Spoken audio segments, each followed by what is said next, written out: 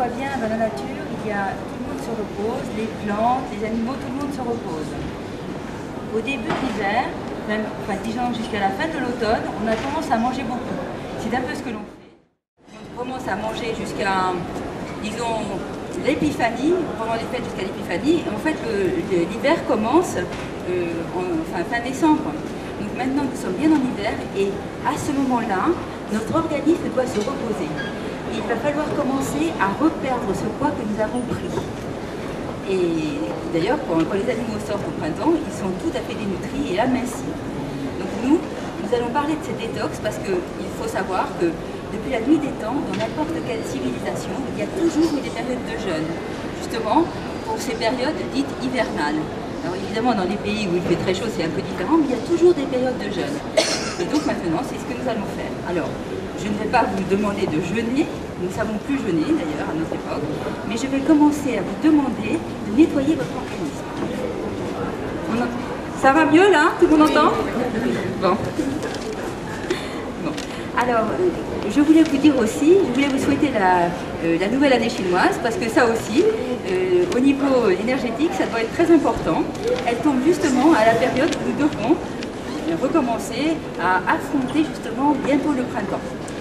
Alors, pour ce qui est du printemps, les jours ont commencé à rallonger, et il faut savoir que nous allons aller vers l'équinoxe de printemps, vers le 20 mars, enfin au 20 mars disons. Et au 20 mars, les jours vont être égaux aux nuits. Jusqu'à présent, nous avons une croissance de nouveau des jours, mais les jours ne sont pas encore égaux aux nuits. Et après, les jours seront même supérieurs aux nuits, pendant un bon moment. Alors, je voulais vous expliquer un petit peu comment vous aider pour justement détoxifier votre organisme. Alors, j'ai pensé à faire avec vous une liste des 10 règles d'or pour être malade. Comme ça, au moins, vous verrez ce qu'il ne faut pas faire pour commencer à détoxifier votre organisme. Parce que, quoi que vous fassiez pour essayer de le régénérer, si vous n'êtes pas nettoyé, on n'aura pas de résultat. Vous imaginez maintenant, vous avez la crème de jour la plus merveilleuse qui soit, et vous laissez votre fond de teint. Bon, ça ne donnera pas de bons résultats. Eh bien, c'est exactement ce que je vais vous expliquer en nutrition, en phytothérapie, et voilà. Alors, donc dans les 10 règles d'or, qui permettent d'être malade. Mais on peut les appliquer aussi. Ça marche très très bien. Nous les connaissons tous en général. Alors, un petit café le matin. Alors déjà, quand vous prenez votre petit café le matin, vous épuisez vos surrénales. Vous allez avoir une sécrétion d'adrénaline et vos surrénales seront fatiguées pour la journée. Alors c'est très bien, comme ça vous envisagez la journée fatiguée. Mais vous avez l'impression d'être un petit peu boosté parce que la courte sécrétion d'adrénaline vous a permis d'avoir une petite excitation de départ. Alors vous êtes content. Alors maintenant, on va aussi fumer pour dissiper la nuit, les brouillards de la nuit, et puis fumer tout court. Alors ça, c'est très bien aussi. Comme ça, ça vous empêche de respirer. Au moins, vous n'évacuerez pas beaucoup de toxines. Ça sera très bien. Alors, il y a aussi quelque chose, un petit apéritif pour vous ouvrir l'appétit. Alors, évidemment, un peu d'alcool, du sucre, voilà, c'est très bien. Une fois de plus, vous surmenez vos surrénales parce que le fait de boire surmène vos surrénales et en plus, ça surmène votre pancréas.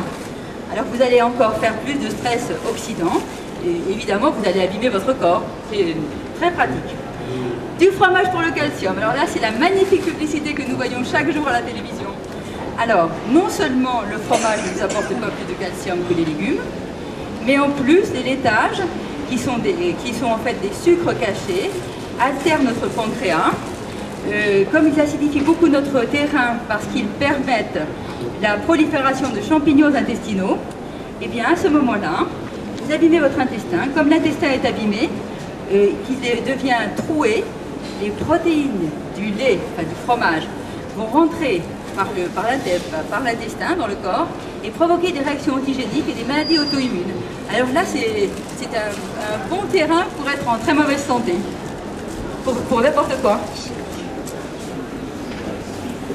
Alors c'est pour ça que le calcium du lait, enfin disons c'est un leurre. Il faut savoir que quand on prend un laitage, en fait, on va consommer plus de calcium pour basifier notre terrain que le fait d'avoir consommé un laitage. Vous voyez déjà. Alors c'est embêtant quand même. on perd du calcium.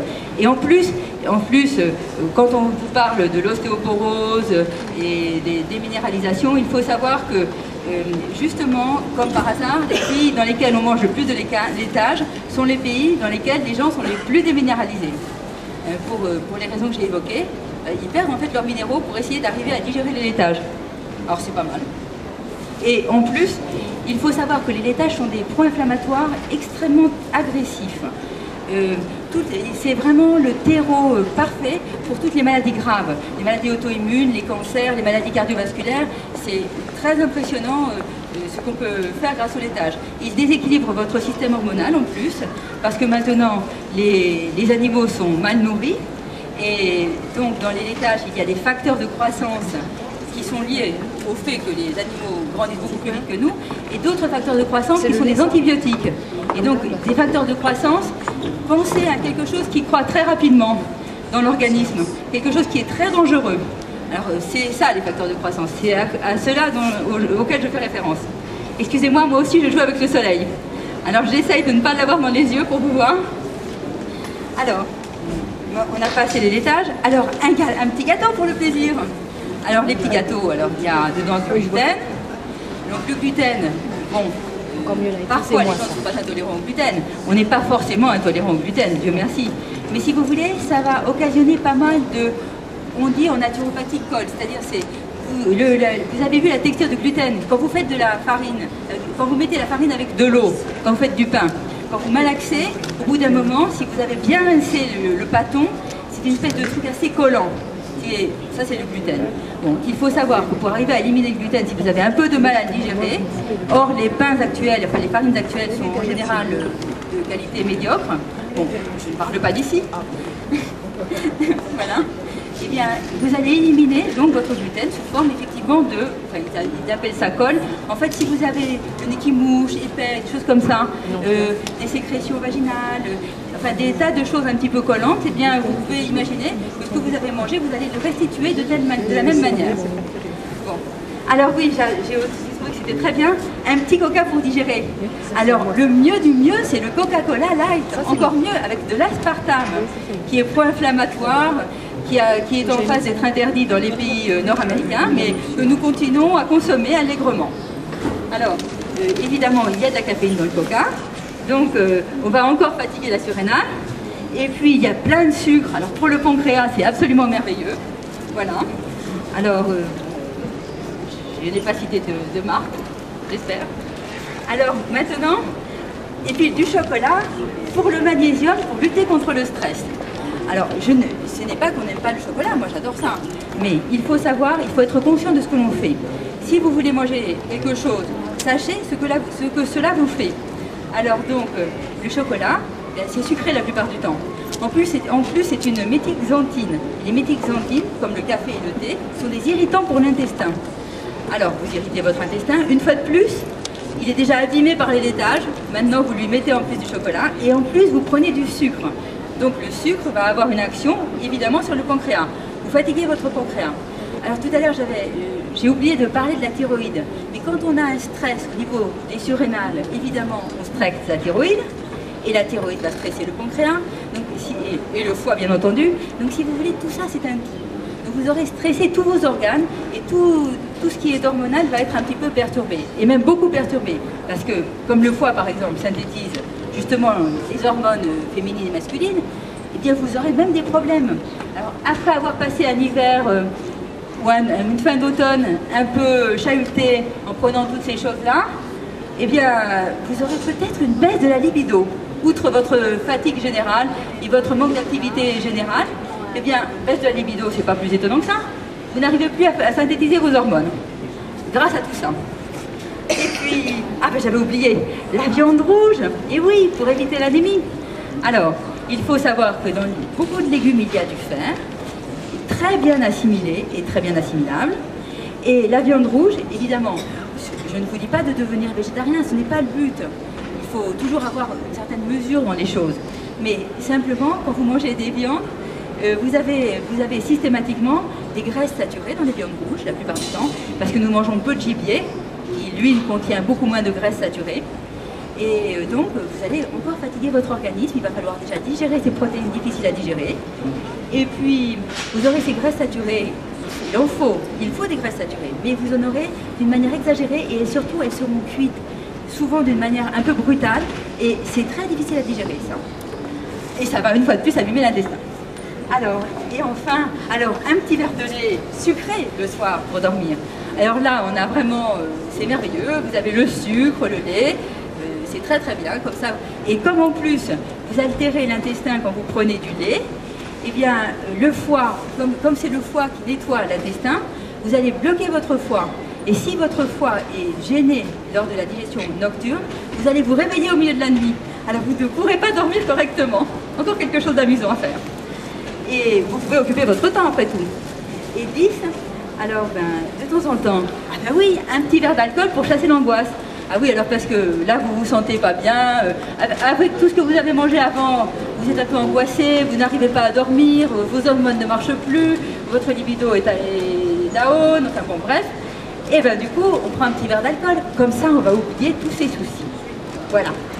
Alors, maintenant, comme je vous dis, eh bien on va essayer quand même de nettoyer ça.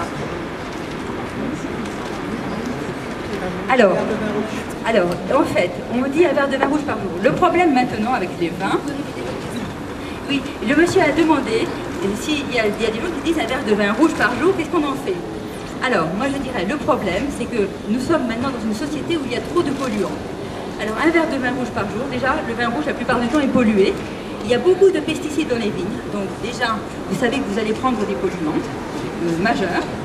Et puis en plus, pour ce qui est justement de ce que contient le vin rouge, en fait, on vient chercher le trans-resveratrol, qui est un des principes actifs de la vigne rouge. Il y en a d'autres aussi, des tanins, des tas de choses très intéressantes, mais c'est ça qu'on cherche en fait dans le verre de vin rouge. Et bien maintenant, on sait très bien les extraire de la vigne rouge, et donc je vous proposerai justement en traitement de régénération du trans-resveratrol. Mais par contre, pas le verre de vin rouge parce que c'est trop sucré et c'est trop pollué. Voilà. Si vous prenez un verre de vin rouge de temps en temps, pourquoi pas, mais tous les jours, vous avez un toxique que vous infligez à votre corps tous les jours. Un peu d'alcool tous les jours. Voilà. Alors, donc, et bien maintenant, on va regarder un petit peu comment on va faire pour nettoyer tout ça, tout ce que je vous ai évoqué. Je ne pense pas que vous soyez tout à fait étranger à ce que je vous ai dit. Ce n'est pas des choses si aberrantes que ça. Alors, maintenant, on va vouloir nettoyer le corps. Alors, il faut savoir que pour nettoyer son corps, justement avant le printemps, on va, pour arriver justement à profiter complètement du printemps, à avoir le jaillissement d'énergie du printemps, on va nettoyer nos émonctoires. Alors, il faut savoir que nous avons les émonctoires, ce sont des organes qui permettent de vider vos poubelles. En gros, c'est ça. On vide des ordures, on élimine les toxines. Alors, vous avez d'abord les intestins. Alors, les intestins, bon, ils vont servir à effectivement digérer, mais aussi à éliminer beaucoup de toxines. Alors, l'intestin, les intestins, une fois qu'ils sont surchargés, qu'ils n'arrivent pas bien à éliminer, par exemple, si vous avez des problèmes de constipation chronique, c'est important de les résoudre, parce que vous allez avoir beaucoup de toxines, de fermentation et même de putréfaction à l'intérieur de vos intestins. C'est quand même embêtant. Et si jamais tel est le cas, pour arriver à nettoyer ces intestins, c'est le foie qui va s'y mettre. Le foie qui est la deuxième ligne de défense de l'organisme, enfin de nettoyage de l'organisme. Le foie, c'est une énorme usine de nettoyage, on pourrait dire ça, qui va avec un matériel enzymatique extraordinaire. C'est-à-dire que le foie est capable de faire énormément de choses. Les intestins aussi d'ailleurs. Grâce aux intestins, vous pouvez digérer tout ce que vous mangez, c'est-à-dire entre la bouche, l'estomac, les intestins, vous allez digérer beaucoup de choses, les lipides, les glucides et les protéines. Donc, enfin, tout ce que vous mangez, vous allez digérer. Bon, eh bien, si jamais les intestins sont pollués, le foie va essayer d'aider l'intestin. Donc, il va se mettre au travail, il va commencer à dépolluer. C'est une des raisons pour lesquelles, d'ailleurs, souvent, dans ces cas-là, comme je vous ai dit, quand vous preniez justement un lait sucré avant de dormir, vous vous réveillez au milieu de la nuit parce que le foie essaye de faire son travail. Il n'y arrive pas trop bien et vous vous réveillez. Mais on se réveille aussi à d'autres heures parce que l'intestin est pollué aussi. Vous êtes un peu ballonné, vous ne vous en rendez pas bien compte, mais les réveils nocturnes je ne parle pas des problèmes d'endormissement, mais les réveils nocturnes au milieu de la nuit, quand vous êtes endormi, que vous vous réveillez, eh bien, ne cherchez pas, en général, intestin foie. Vous cherchez là et vous trouverez. Donc il faut assainir votre alimentation et assainir vos organes. Alors bon, le foie s'y met, il essaye en tout cas. Après, quand le foie est débordé, il faut bien faire quelque chose d'autre. On se tourne vers le rein. Une autre manière d'éliminer les déchets. Quand le rein est aussi trop sollicité, on va se tourner vers les reins. Que croyez-vous que sont les bronchites, les bronchiolites et tout ça? Les intestins, je ne vous ai pas parlé des pathologies qui sont liées à l'élimination. Parfois, vos intestins, vous essayez d'éliminer, ils n'arrivent pas trop, ils vont essayer de faire un effort, ils vont donner une petite diarrhée. C'est un mode d'élimination comme un autre, pourquoi pas? Voilà. Pour les reins, vous allez avoir peut-être des problèmes de cystite. Pour les poumons, vous allez avoir une bronchite, vous êtes enrhumé, des choses comme ça. Il faut savoir en plus que, en médecine chinoise, c'est très bien connu. Intestin, poumon, c'est la même chose, c'est-à-dire qu'une fois vous aurez la bronchite ou la sinusite ou la rhinite, et une autre fois vous aurez mal au ventre, des ballonnements, des diarrhées, des constipations, tout ça c'est la même chose. C'est un va-et-vient entre ces deux organes. Enfin, ça je vous donne, c'est une aparté. Et puis enfin, eh bien, quand on n'a pas réussi à se nettoyer, on va s'y mettre avec la peau. Alors si vous vous retrouvez couvert de boutons, de psoriasis, d'eczéma, de tout ce qui peut se trouver sur la peau, eh bien c'est parce que tous les autres organes ont été dépassés par les événements, eh bien on se tourne vers la peau. Alors là, on aura une pensée émue pour nos adolescents. Et je vais vous donner un peu la détox des adolescents parce que à cette saison, vous imaginez un peu les adolescents, c'est la première fois que leur corps commence à synthétiser des hormones. Donc, il y a la mise en route du foie pour synthétiser les hormones, des ovaires ou des testicules, et ils ne sont pas encore bien entraînés pour faire ce travail. Donc, les intestins, en plus, l'intestin des adolescents, qu'est-ce qu'ils ont? Là, on a parlé des règles d'or pour être malade. Alors, souvent, ils les respectent parfaitement bien. En plus, ils mangent à longueur de journée des petits gâteaux, des bonbons, des trucs comme ça. Donc, vous imaginez, ils ont un vrai problème. Donc, on expliquera comment on fait pour les aider. Alors déjà, en tout premier lieu, pour éviter de s'intoxiquer, pour vous aider à vous détoxifier, je vais vous dire justement de ne pas vous intoxiquer. Je viens de vous expliquer par les 10 commandements de comment être malade, comment ne pas vous intoxiquer. Déjà, vous avez compris un peu le jeu. Alors, maintenant, pour ne pas vous intoxiquer, alors vous allez essayer de manger convenablement en fonction des besoins de la saison.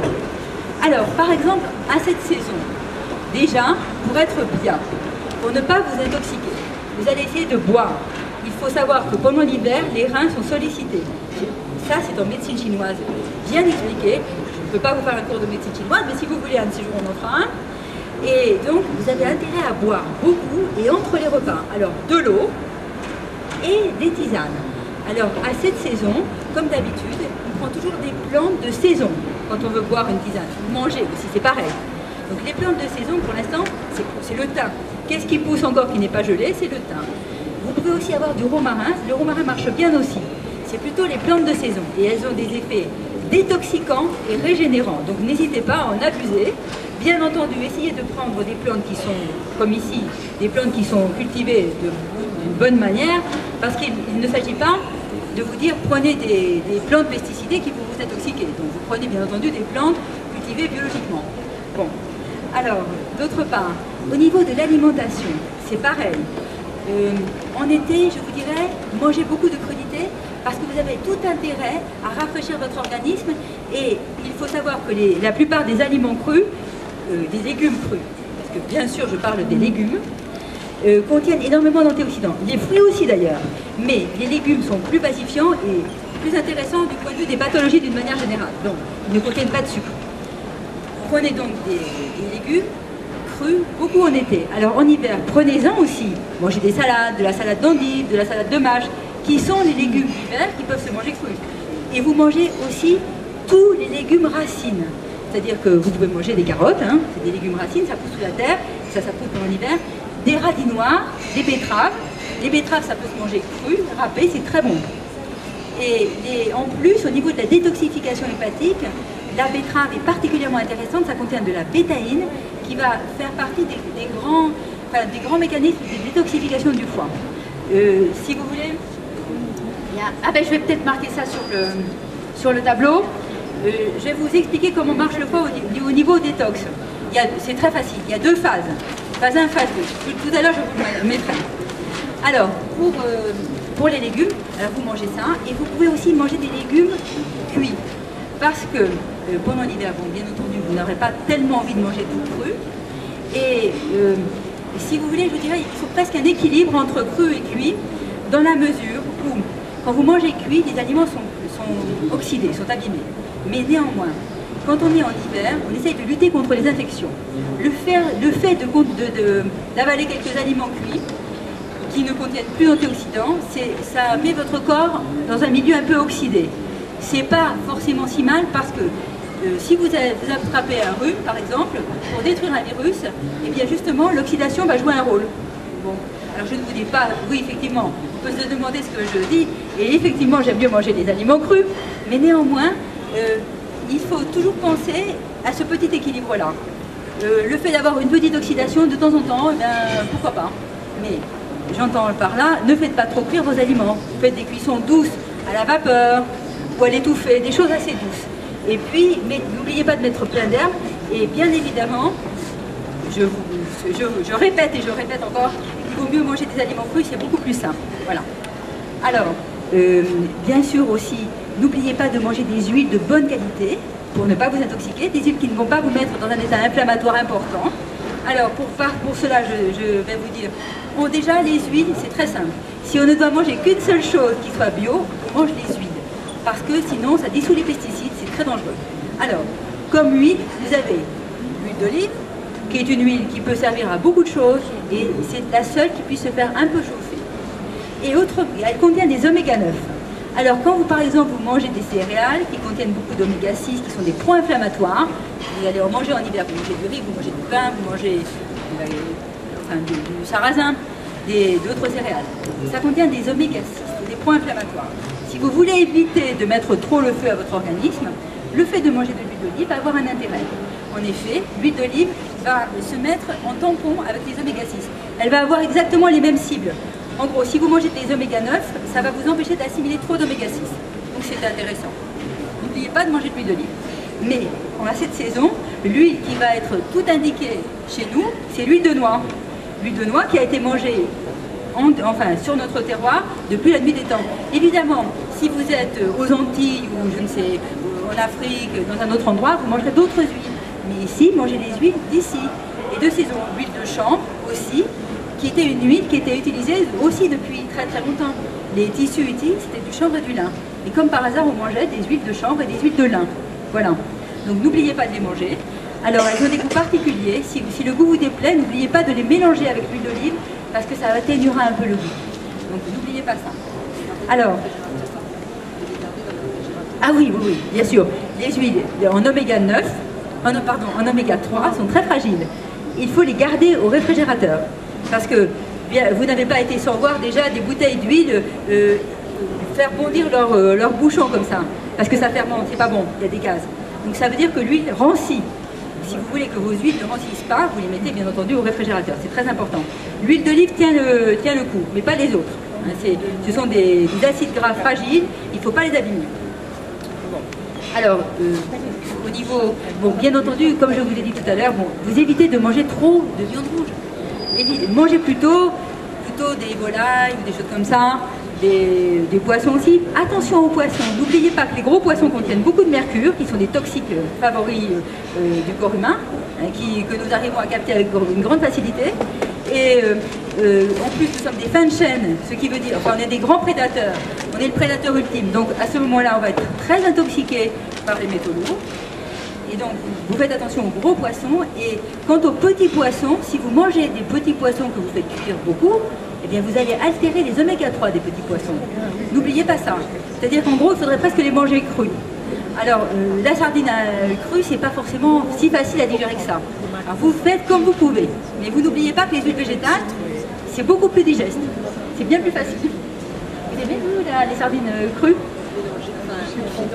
Ah oui, confit dans le citron. Oui, c'est pas mauvais du tout. Oui.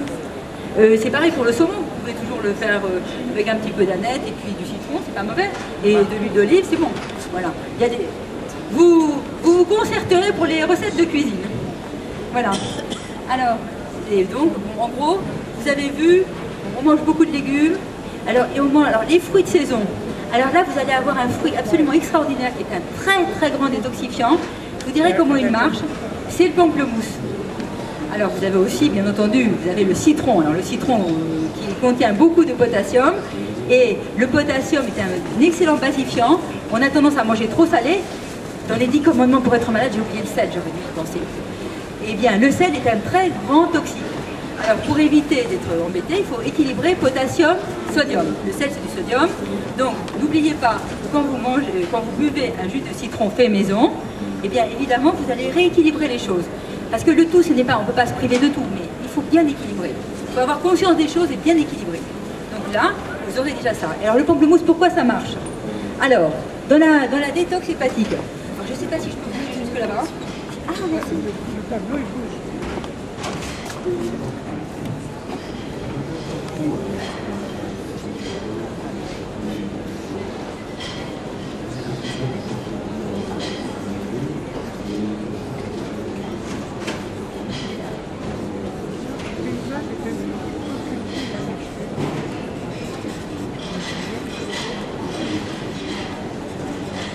Alors, en gros, voilà comment ça marche. C'est pas difficile, hein. Vous avez phase 1, phase 2. Très grossièrement. Bien sûr, c'est un peu plus compliqué, mais ça va quand même vous donner une bonne idée de ce qui se passe. Phase 1, vous allez faire intervenir beaucoup d'antioxydants. Et puis vous allez faire intervenir les cytochromes. Pardon. Alors, ça, il marche pas celui-là? Ah bon. Ça marche? Ah. Il paraît que faut que je me tienne comme ça. Ça va pas? Comme ça? Bon. Alors, j'espère que j'ai une bonne immunité. Je crache dans le micro, c'est super. Ça va pas?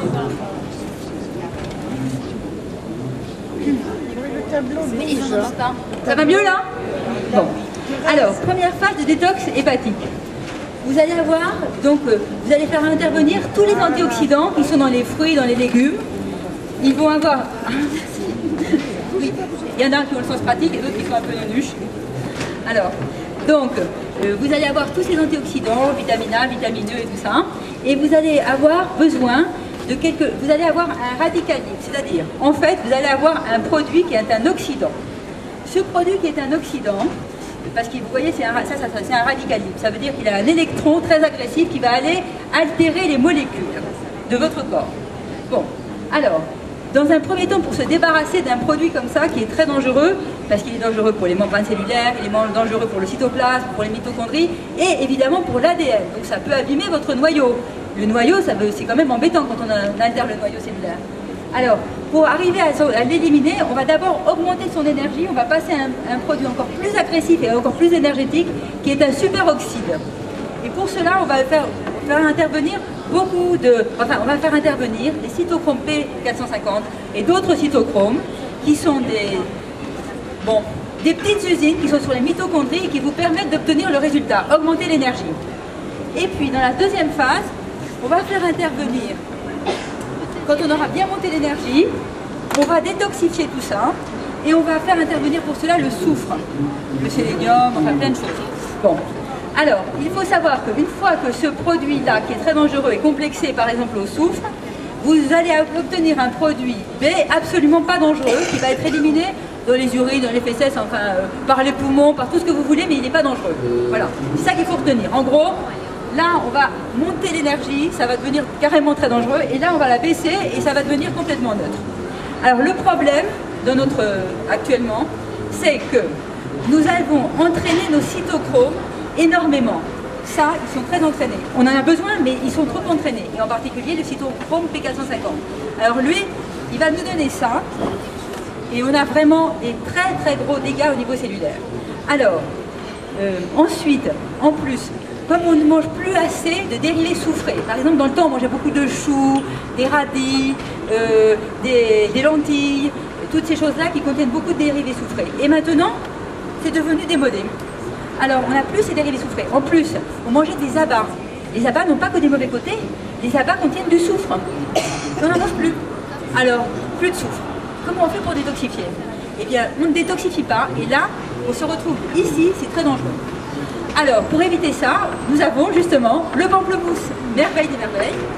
Il va calmer le cytochrome P450, il va l'empêcher de marcher, et là, l'apigénine va stimuler les enzymes qui vont permettre de détoxifier ici. Alors, on a les deux côtés. Alors, n'oubliez pas, c'est très intéressant. Et pourquoi est-ce qu'on nous dit parfois, vous savez, maintenant, quand les gens prennent la pilule ou des choses comme ça, ou prennent des chimiothérapies, ou des médicaments très dangereux, ou des anticoagulants, on leur dit ne mangez pas de pamplemousse. Alors, on les laisse là, hein, tranquillos. Alors, pourquoi on leur dit ça? Parce qu'effectivement, le pamplemousse va permettre de digérer tous ces produits-là, y compris la pilule, y compris les produits des chimiothérapies, y compris les anticoagulants, qui ont des effets délétères aussi sur l'organisme. Donc, en fait, on va vous laisser au milieu du gué, et puis débrouillez-vous avec ça. Alors moi je dis, alors maintenant, vous saurez que effectivement, dans certains cas, quand vous prenez certains médicaments, il faut savoir que le pamplemousse peut baisser l'activité du médicament, parce que ça le fait éliminer plus vite. Mais de grâce, prenez-le. Vous éliminez plus vite, ça veut dire que vous détoxifiez votre organisme. Voilà. Bon, et évidemment, faites attention, je ne vous dis pas de tomber enceinte, ou des choses comme ça. C'est vrai que c'est fâcheux si on n'a pas décidé. Mais de toute façon, maintenant, on commence à avoir des frémissements pour dire que la pilule, ça fait des années que nous savons que la pilule est un grand toxique. Maintenant, les jeunes femmes commencent à avoir peur de s'intoxiquer, et elles ont totalement raison, parce que les effets délétères de la pilule sont bien connus et particulièrement dangereux. Alors, maintenant, il y a d'autres moyens de contraception. Hein, je rassure tout le monde, quand même. Je trouve que c'est important. Alors, donc, en fait, voilà, on est à l'élimination. Le romarin fait la même chose. Il faut savoir que le romarin va aussi avoir cette possibilité-là. Le curcuma aussi. Alors, le curcuma, c'est pas une plante de chez nous, mais bon, maintenant, on peut en trouver. Mais le pamplemousse, c'est pas effectivement une plante qui pousse un peu plus méridionale, mais quand même, c'est moins éloigné que le curcuma. Et surtout, vous allez tout de suite pouvoir la prendre, vous la mangez, c'est très bien. N'oubliez pas qu'on mange des fruits, on ne prend pas les jus de fruits, parce qu'un jus de fruits, c'est environ 3 fruits, donc le sucre de 3 fruits, pas les fibres qui vous aident à faire marcher votre intestin. Donc vous imaginez, c'est important. Donc vous mangez les fruits, vous ne prenez pas le jus de fruits. Bon, il n'y a que le citron, vous prenez le jus de citron, parce que le citron, c'est quand même, on peut se presser un jus de citron quand même. Voilà. Pas sucré d'abord, et puis tout le monde ne peut pas mordre dans un citron, c'est pas si évident que ça. Mais par contre, la pamplemousse, c'est beaucoup plus acide. Le romarin, c'est pareil, vous allez avoir le même résultat. Voilà. Alors, déjà, pour l'alimentation, quand je vous parle des légumes, un radis noir, qu'est-ce que c'est? Un radis noir, c'est quelque chose qui contient du soufre. Alors, à ce moment-là, en plus, ça réchauffe l'organisme. Le radis noir, c'est un petit peu piquant. En hiver, c'est très bien, on a besoin de se réchauffer, alors vous montez votre énergie et vous avez quelque chose de soufré qui va vous aider à détoxifier votre foie. Et même parfois, si vous en mangez beaucoup, alors par contre, le seul problème avec le radis noir, c'est si vous avez un estomac un peu fragile, peut-être que ça vous gênera un peu. Alors prenez-le éventuellement, peut-être pas au début du repas, au milieu du repas. Mais sinon, ça va vous aider à détoxifier votre intestin. Ça peut même vous donner un peu la diarrhée dans certains cas. Donc c'est pas si mal, ça va, enfin, disons, augmenter un peu le transit. Qu'est-ce qu'il y a d'autre comme aliment? Vous allez manger des céleris. Les céleris, qu'est-ce que c'est d'autre? Les céleris vont avoir une action similaire à cela. Les céleris vont aller plutôt dans cette partie-là, ils vont un peu arrêter ça. Donc, n'oubliez pas de manger des céleris branches, des céleris raves, voilà. Les carottes, c'est des vitamines A. N'oubliez pas que le bêta-carotène va favoriser la détoxie hépatique, évidemment. Et en plus, ça va avoir une action bénéfique pour les yeux. Donc, il faut savoir que comme par hasard, quand les gens voient moins bien, il faut toujours se pencher sur le foie. Ils voient moins bien parce que le foie est intoxiqué. Alors ça, c'est au niveau de la médecine chinoise toujours. C'est le même méridien. Le foie et les yeux, c'est le même méridien. Donc, si vous avez un foie qui ne va pas trop bien, évidemment, les yeux ne vont pas très bien. Mais comme par hasard, si vous prenez des carottes, ça va agir sur le foie et sur les yeux. Vous voyez un peu l'intérêt de l'alimentation pour nettoyer son organisme. Quand vous mangez des lentilles, ça contient du soufre. Quand vous mangez des flageolets, ça contient du soufre. Rappelez-vous, tous les aliments que nous évitons soigneusement parce qu'ils donnent peut-être un peu des flatulences ou des choses comme ça, les choux et tout ça, ça contient du soufre. Voilà. Les choux, vous pouvez les manger crus. Si vous mangez des choux crus, c'est très intéressant. Ça va vous permettre de bien détoxifier.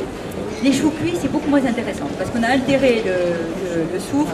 Alors évidemment, si vous voulez, vous mangerez un peu moins cuit, si vous voulez. Mais vous voyez, quand vous mangez un chou-fleur très cuit, c'est carrément indigeste.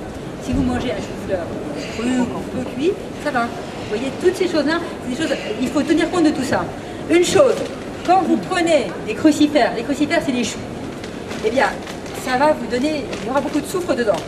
Je vous préviens quand même, n'oubliez pas de temps en temps de prendre des éléments qui contiennent de l'iode.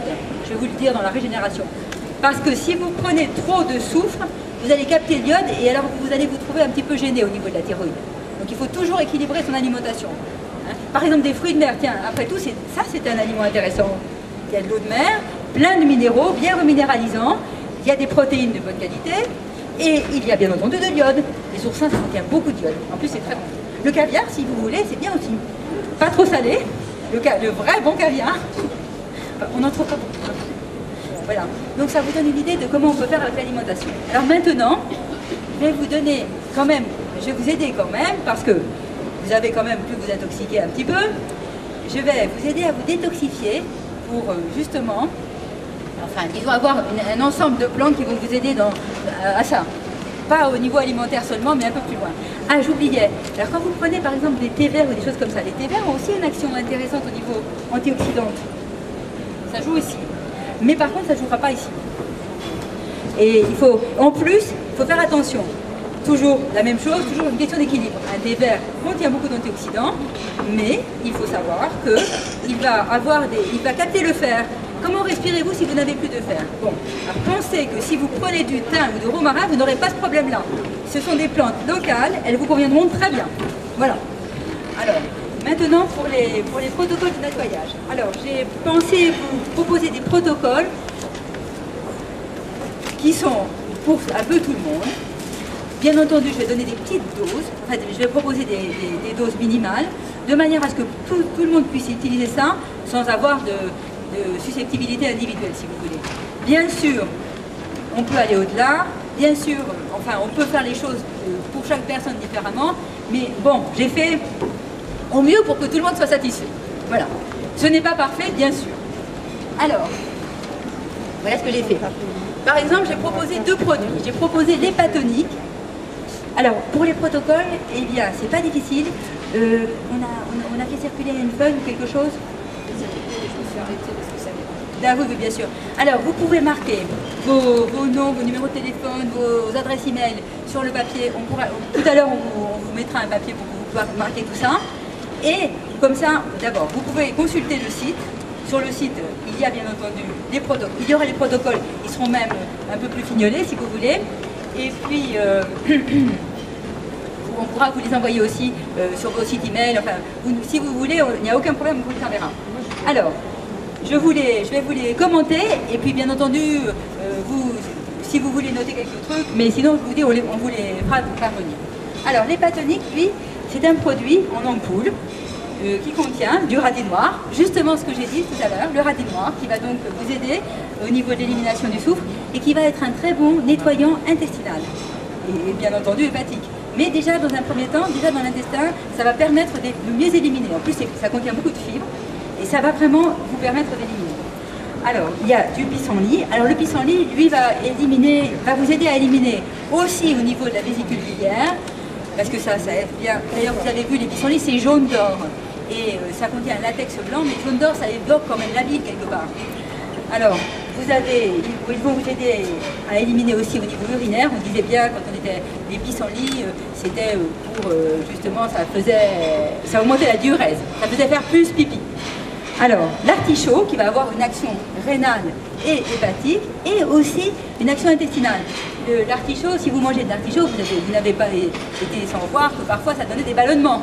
Bon, c'est parce que ça agit au niveau de l'intestin. Ça aide les gens à évacuer les toxines de l'intestin. C'est quand même positif.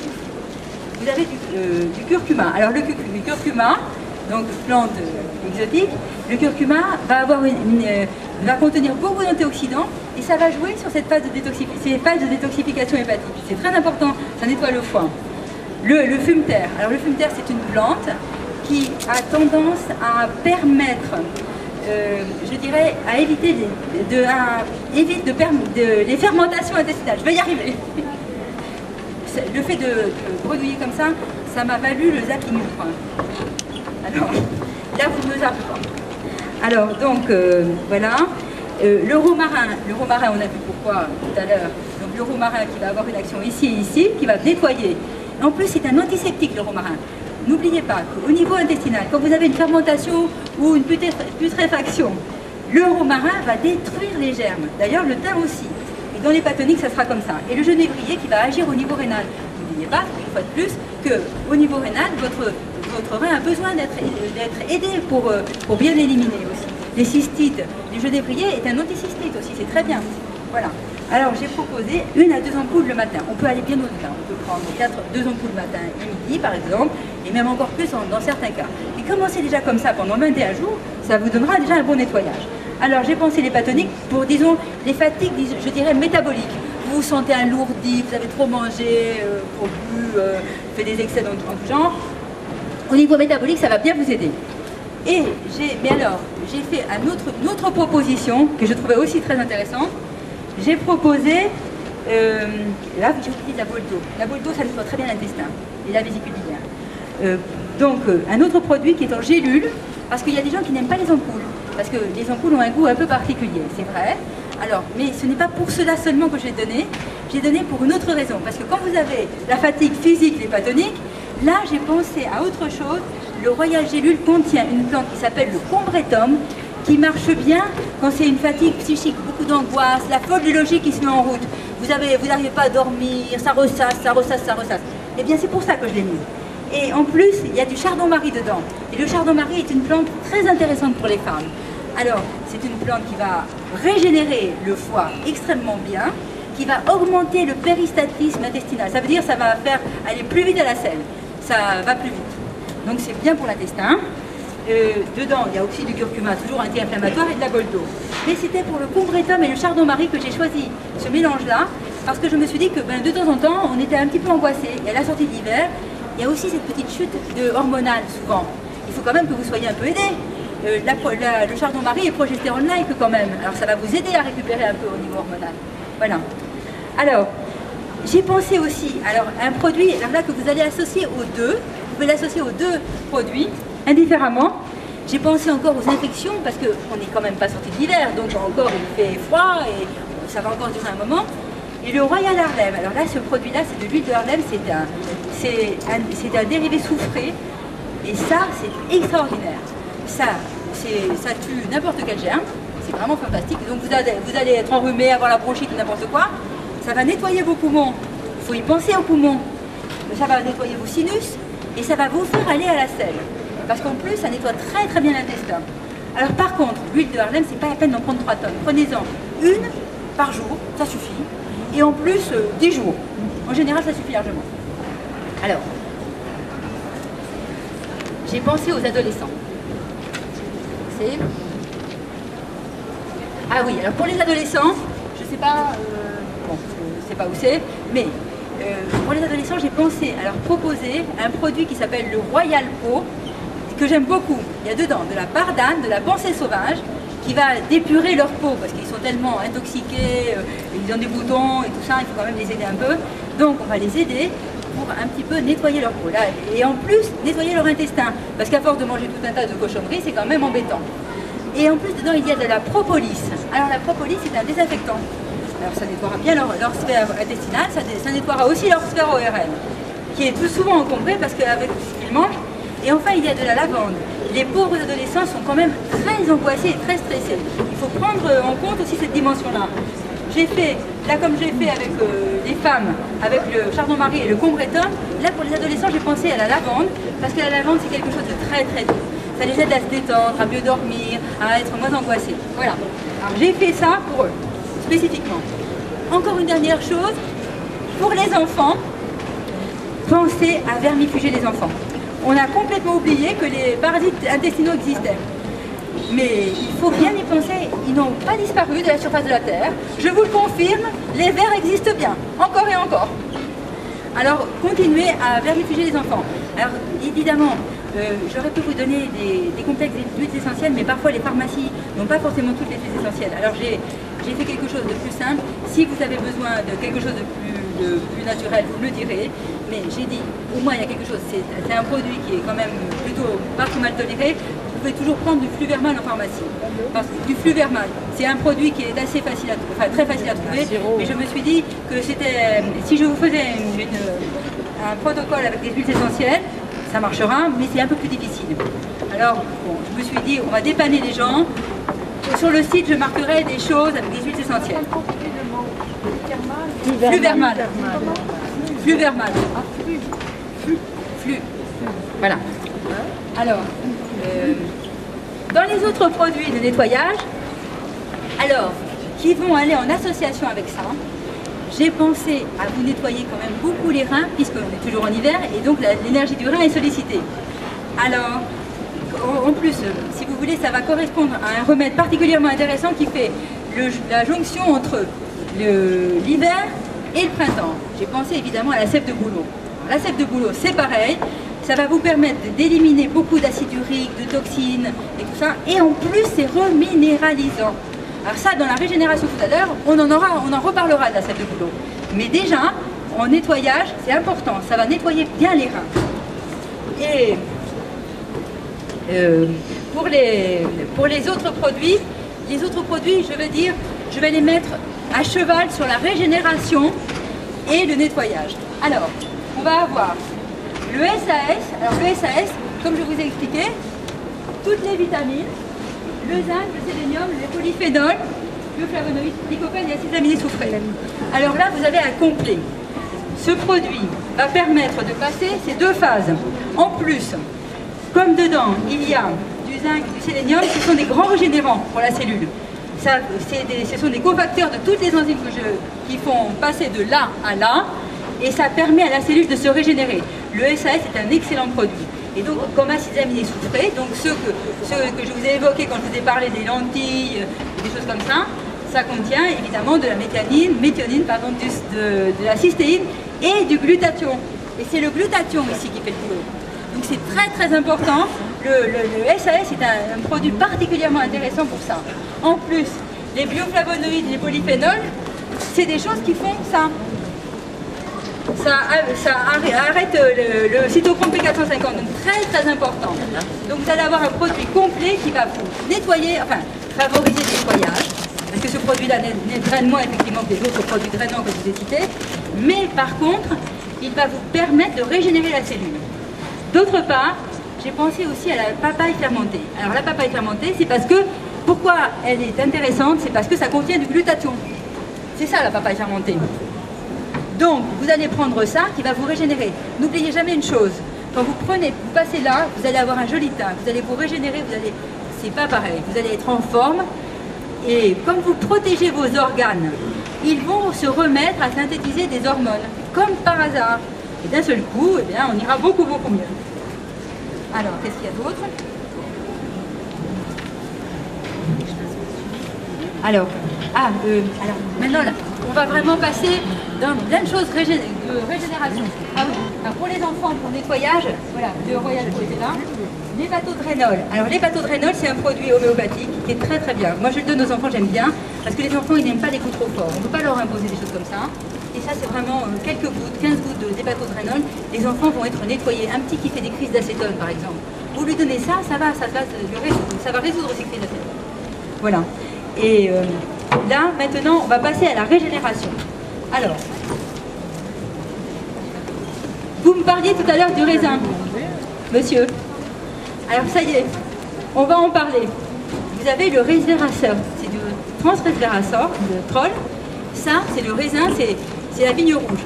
Et donc, cet antioxydant-là va être particulièrement cicatrisant pour tout ce qui est vasculaire, mais en plus, c'est un anti-inflammatoire absolument prodigieux. Ça empêche l'altération des noyaux cellulaires, c'est-à-dire que ça va empêcher les cellules tumorales de naître, ça va empêcher les néoplasies de se développer, ça va empêcher les métastases de migrer. C'est très important, c'est un très très bon régénérant même du noyau cellulaire, c'est important. La vitamine C, alors la vitamine C, ça régénère tout. Alors, ça fait les vaisseaux sanguins, la peau, la fermeté cutanée, c'est la vitamine C. Alors, il faut quand même y penser, hein, on n'a pas les rides, bon, les antioxydants, mais la fermeté, c'est la vitamine C. Parce que la vitamine C permet de synthétiser le collagène. Et si le collagène est de bonne qualité, on évite justement l'affaiblissement des tissus. Et ça permet aussi de reconstruire l'os, la vitamine C. Parce que les os, il faut savoir que c'est du collagène avec un petit peu de calcium. Alors, quand on nous casse les pieds, je ne devrais peut-être pas dire ça, mais je ne sais décidément pas pratiquer la langue de bois. Quand on vous dit qu'il faut avoir beaucoup de calcium, en fait, il faut avoir des protéines de bonne qualité, avoir un bon intestin, de la vitamine C pour synthétiser des os de bonne qualité, et c'est la digestion des protéines qui compte pour l'ostéoporose, pour tout ce qui peut être osseux, arthrose et des choses comme ça. Et c'est pas le calcium, c'est la vitamine C. La phosphatidylcholine. Alors là, on régénère le cerveau. Alors celui-là, entre les antioxydants dont on a parlé et la phosphatidylcholine, il faut savoir que là, vous aurez vos neurones qui vont très bien fonctionner. N'oubliez pas que les neurones, c'est gras. Je vous ai parlé tout à l'heure des huiles. Alors, bien sûr, les huiles, très très important.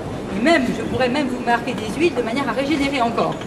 Mais la phosphatidylcholine va permettre deux choses. De régénérer les neurones, parce que ce sont des phospholipides, ce qui est constitutif de la membrane du neurone.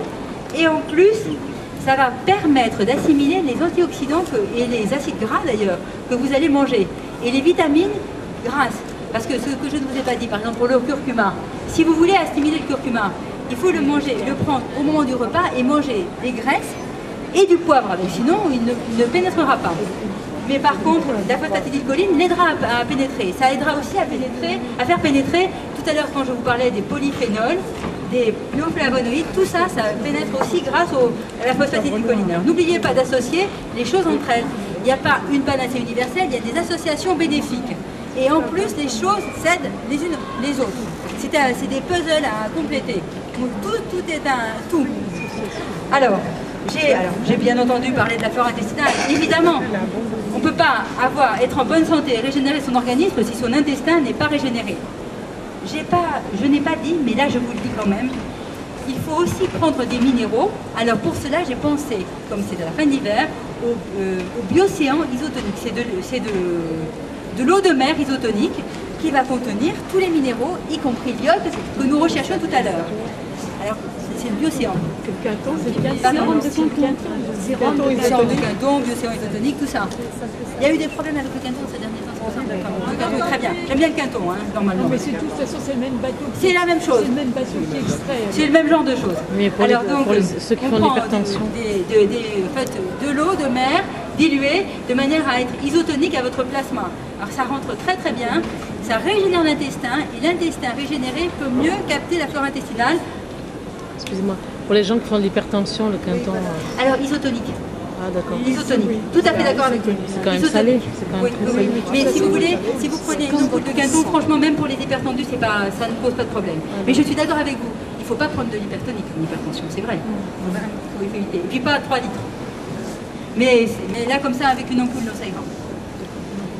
Et puis en plus, il faut savoir que l'eau de mer, c'est pas de l'eau salée. L'eau de mer, c'est de l'eau minéralisée. Avec plein de minéraux, mais pas que du sel. Il y a tous les autres minéraux. Tout à l'heure, on disait c'est une question d'équilibre. Là, elle est très équilibrée. C'est très équilibré l'eau de mer. Alors. Une par jour et à jeun. Une par jour et à jeun, mais au moins, absolument. Et alors, j'ai fait deux choses. Alors, pour bien régénérer tout ce qui est hormonal, j'ai mis deux choses. Pour les femmes, j'ai mis l'alchemille, qui est une plante ici, locale, qui pousse absolument partout, en tapis, c'est une plante commune dans les prés, et c'est progestérone-like, et ça permet justement de jouer sur les insuffisances lutéales, si vous voulez. Donc c'est très intéressant pour les femmes, c'est une plante que nos grands-mères, enfin plutôt nos arrière-grands-mères, parce que nos grands-mères ne savaient déjà plus ça, mais nos arrière-grands-mères savaient utiliser. J'ai pensé à celle-ci parce que je trouve qu'elle est plus de printemps que la feuille qui est un peu plus d'été. Mais là, l'alchemie est une vraie plante féminine, une très bonne plante, qui va vous aider à retrouver vos hormones. C'est important, on va savoir. Et pour les hommes, j'ai pensé au Tribulus terrestris, qui est aussi une plante rampante, comme ça, qui est une plante qui permet aussi, elle est testostérone-like, ça permet donc de retrouver la libido. Pour les femmes aussi, entre parenthèses. Mais pour les hommes, c'est très utile. De terrestris. Oui.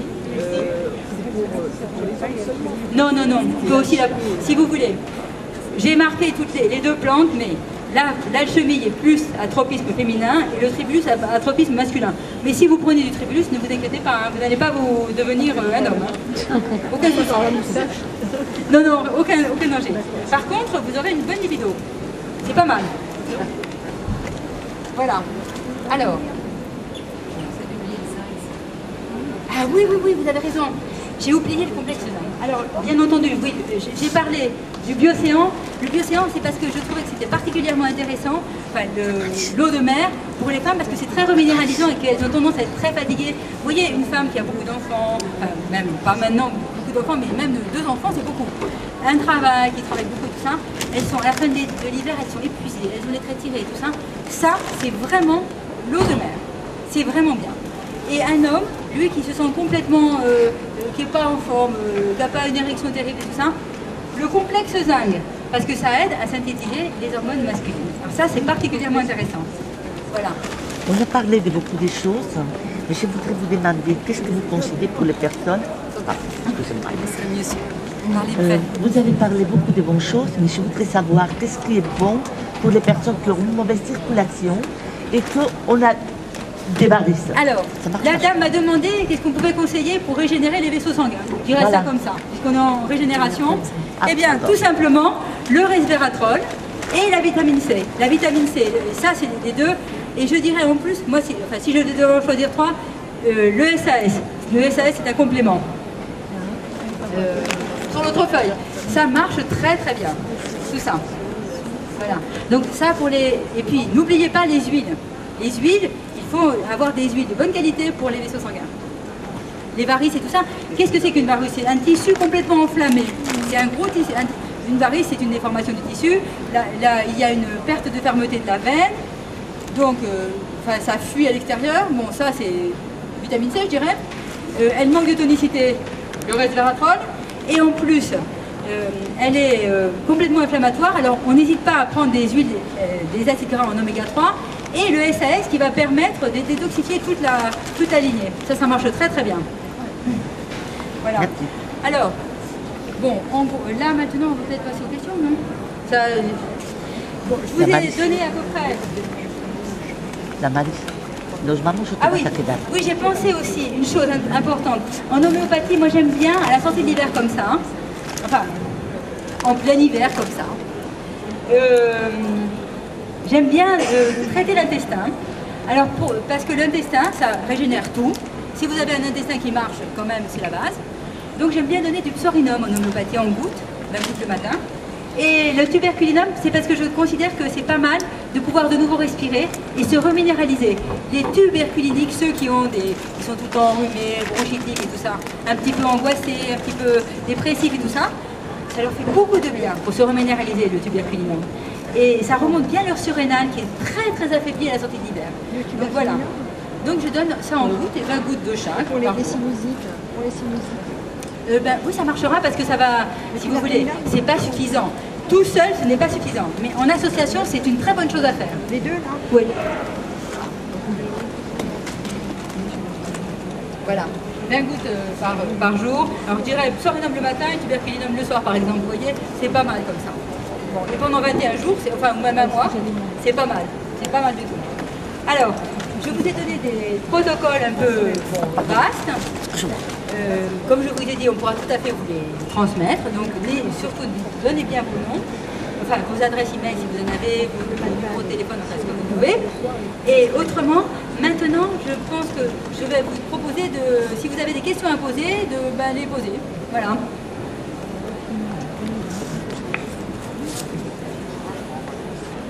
Donc, à quel moment il faut donc détoxiquer l'organisme? La dame demande à quel moment il faut détoxiquer l'organisme. Alors, auparavant, moi je disais, auparavant, il était les gens détoxiquaient l'organisme à chaque changement de saison, et surtout au printemps et à l'automne. Mais maintenant, étant donné ce que nous vivons, stress, pollution et tout ça, c'est vraiment important, moi je dirais très régulièrement. Et de toute façon, là on va tout de suite commencer pour pouvoir être en forme au printemps. Ça va vraiment être important. On ne peut pas se permettre de dire aux gens, mais maintenant vous le faites tous les 6 mois ou tous les 3 mois. Non, moi je dis, on le fait aussi souvent qu'il est nécessaire. Quand les gens se sentent fatigués, on détoxe. C'est la première chose à faire. Notre question pour les vermifuges, là, pour les enfants, pour toute la famille. Ah ben, quand on vermifuge les enfants, on vermifuge toute la famille. Non, mais à quel moment aussi? Alors, normalement, pour vermifuger les enfants, alors normalement, pour vermifuger, normalement c'est à la lune montante. Alors maintenant, les gens, ils savent plus ce que c'est, que la lune montante. Alors, dans ces cas-là, moi, voilà comment je fais. C'est le seul qui te donne. Ben, c'est-à-dire, vous savez, les plantes, ils ont des périodes pour pousser, les parasites aussi, pour se multiplier. Donc, je termine pour expliquer. Donc, normalement, les parasites, ils allaient se reproduire à la lune montante, ils sortaient donc de leur cachette et ils allaient se multiplier, et c'est là qu'on les voyait, que les petits-enfants se démangeaient et tout ça. Alors, maintenant, si vous ne savez pas quand est la lune montante, au pire, voilà comment vous faites. Vous faites 3 jours, matin et soir, vous ne faites pas le protocole qui est indiqué, un comprimé, c'est pas ça du tout. Il faut faire un comprimé matin et soir pendant 3 jours. Vous recommencez 15 jours plus tard. Et vous faites ça sur toute la famille, parce que s'il y a un des enfants qui est parasité, on a de bonnes chances pour que tout le monde le soit. Les adultes aussi. Et les enfants, c'est parasital.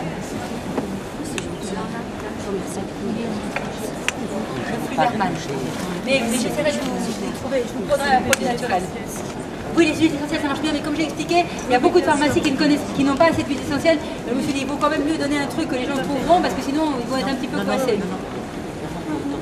Je voudrais vous poser une question sur les problèmes de la thyroïde hypothyroïdique quand les femmes arrivent à l'hormonal. Elles ont des gros problèmes avec les thyroïde. Alors, vraiment, c'est très bien. Alors, vous, tout à fait, je suis tout à fait d'accord avec vous. Eh bien, vous avez vu ce que j'ai dit au niveau des 10 commandements pour tomber malade. Eh bien, vous faites... Non. Alors, bon, en fait, je dis ça en rigolant, mais c'est vraiment ça. Déjà, si vous évitez ça, vous allez déjà éviter d'abîmer votre thyroïde. Les laitages sont particulièrement délétères pour la thyroïde. Il faut savoir que quand vous avez bien altéré votre intestin, que les protéines du lait ont traversé l'intestin sans être digérées et ont provoqué donc des réactions inflammatoires et antigéniques, la thyroïde est une des premières touchées. En général, le pancréas et la thyroïde sont touchés, les laitages c'est terrible, c'est vraiment délétère. Bon, si jamais vous avez des problèmes de thyroïde, n'oubliez pas de vous supplémenter, de manger des algues. Moi je mange des algues dans la salade, c'est très bon à manger.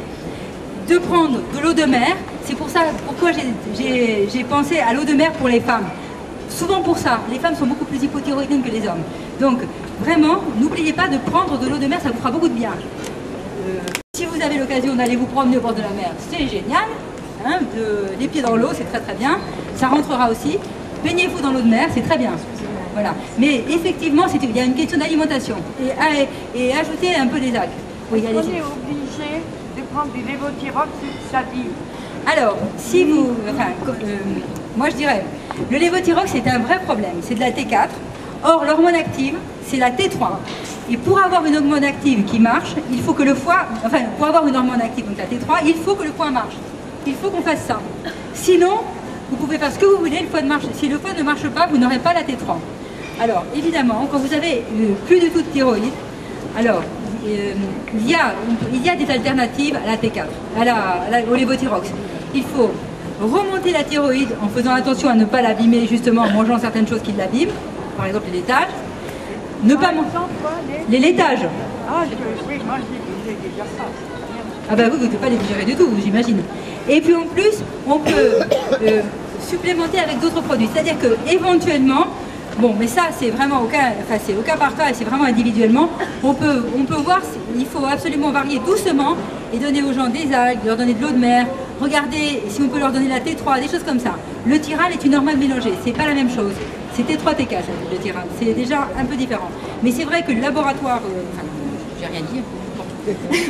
Bon, il doit y avoir des forces de vente plus fortes chez certains laboratoires que chez d'autres. Voilà comment je vais éluder la question. Est-ce que les effets secondaires Ben, c'est embêtant. Oui, parce que si jamais on ne traite pas le foie, c'est pas bon.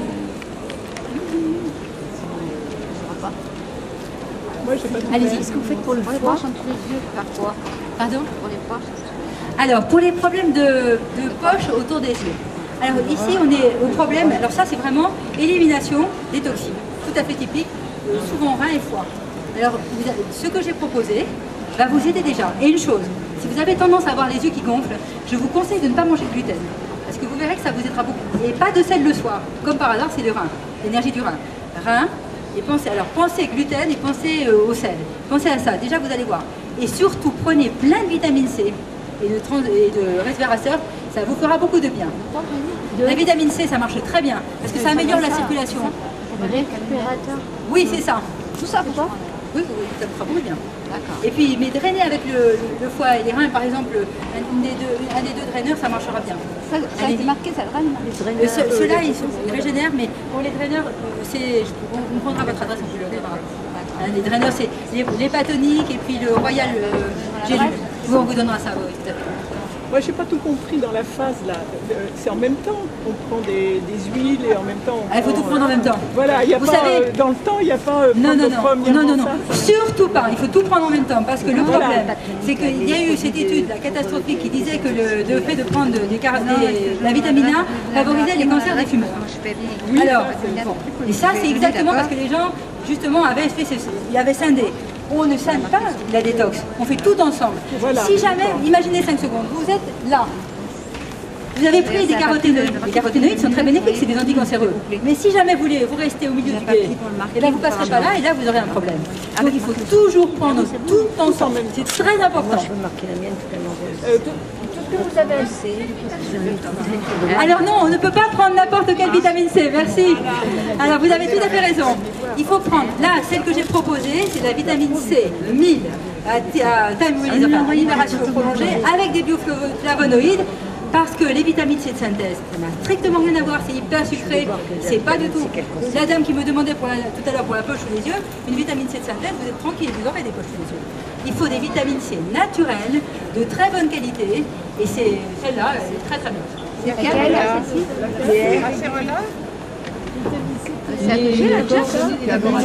sur le site de Sylvie Chefia. Le camu-camu, vous pouvez prendre du camu-camu. C'est meilleur que la cérola.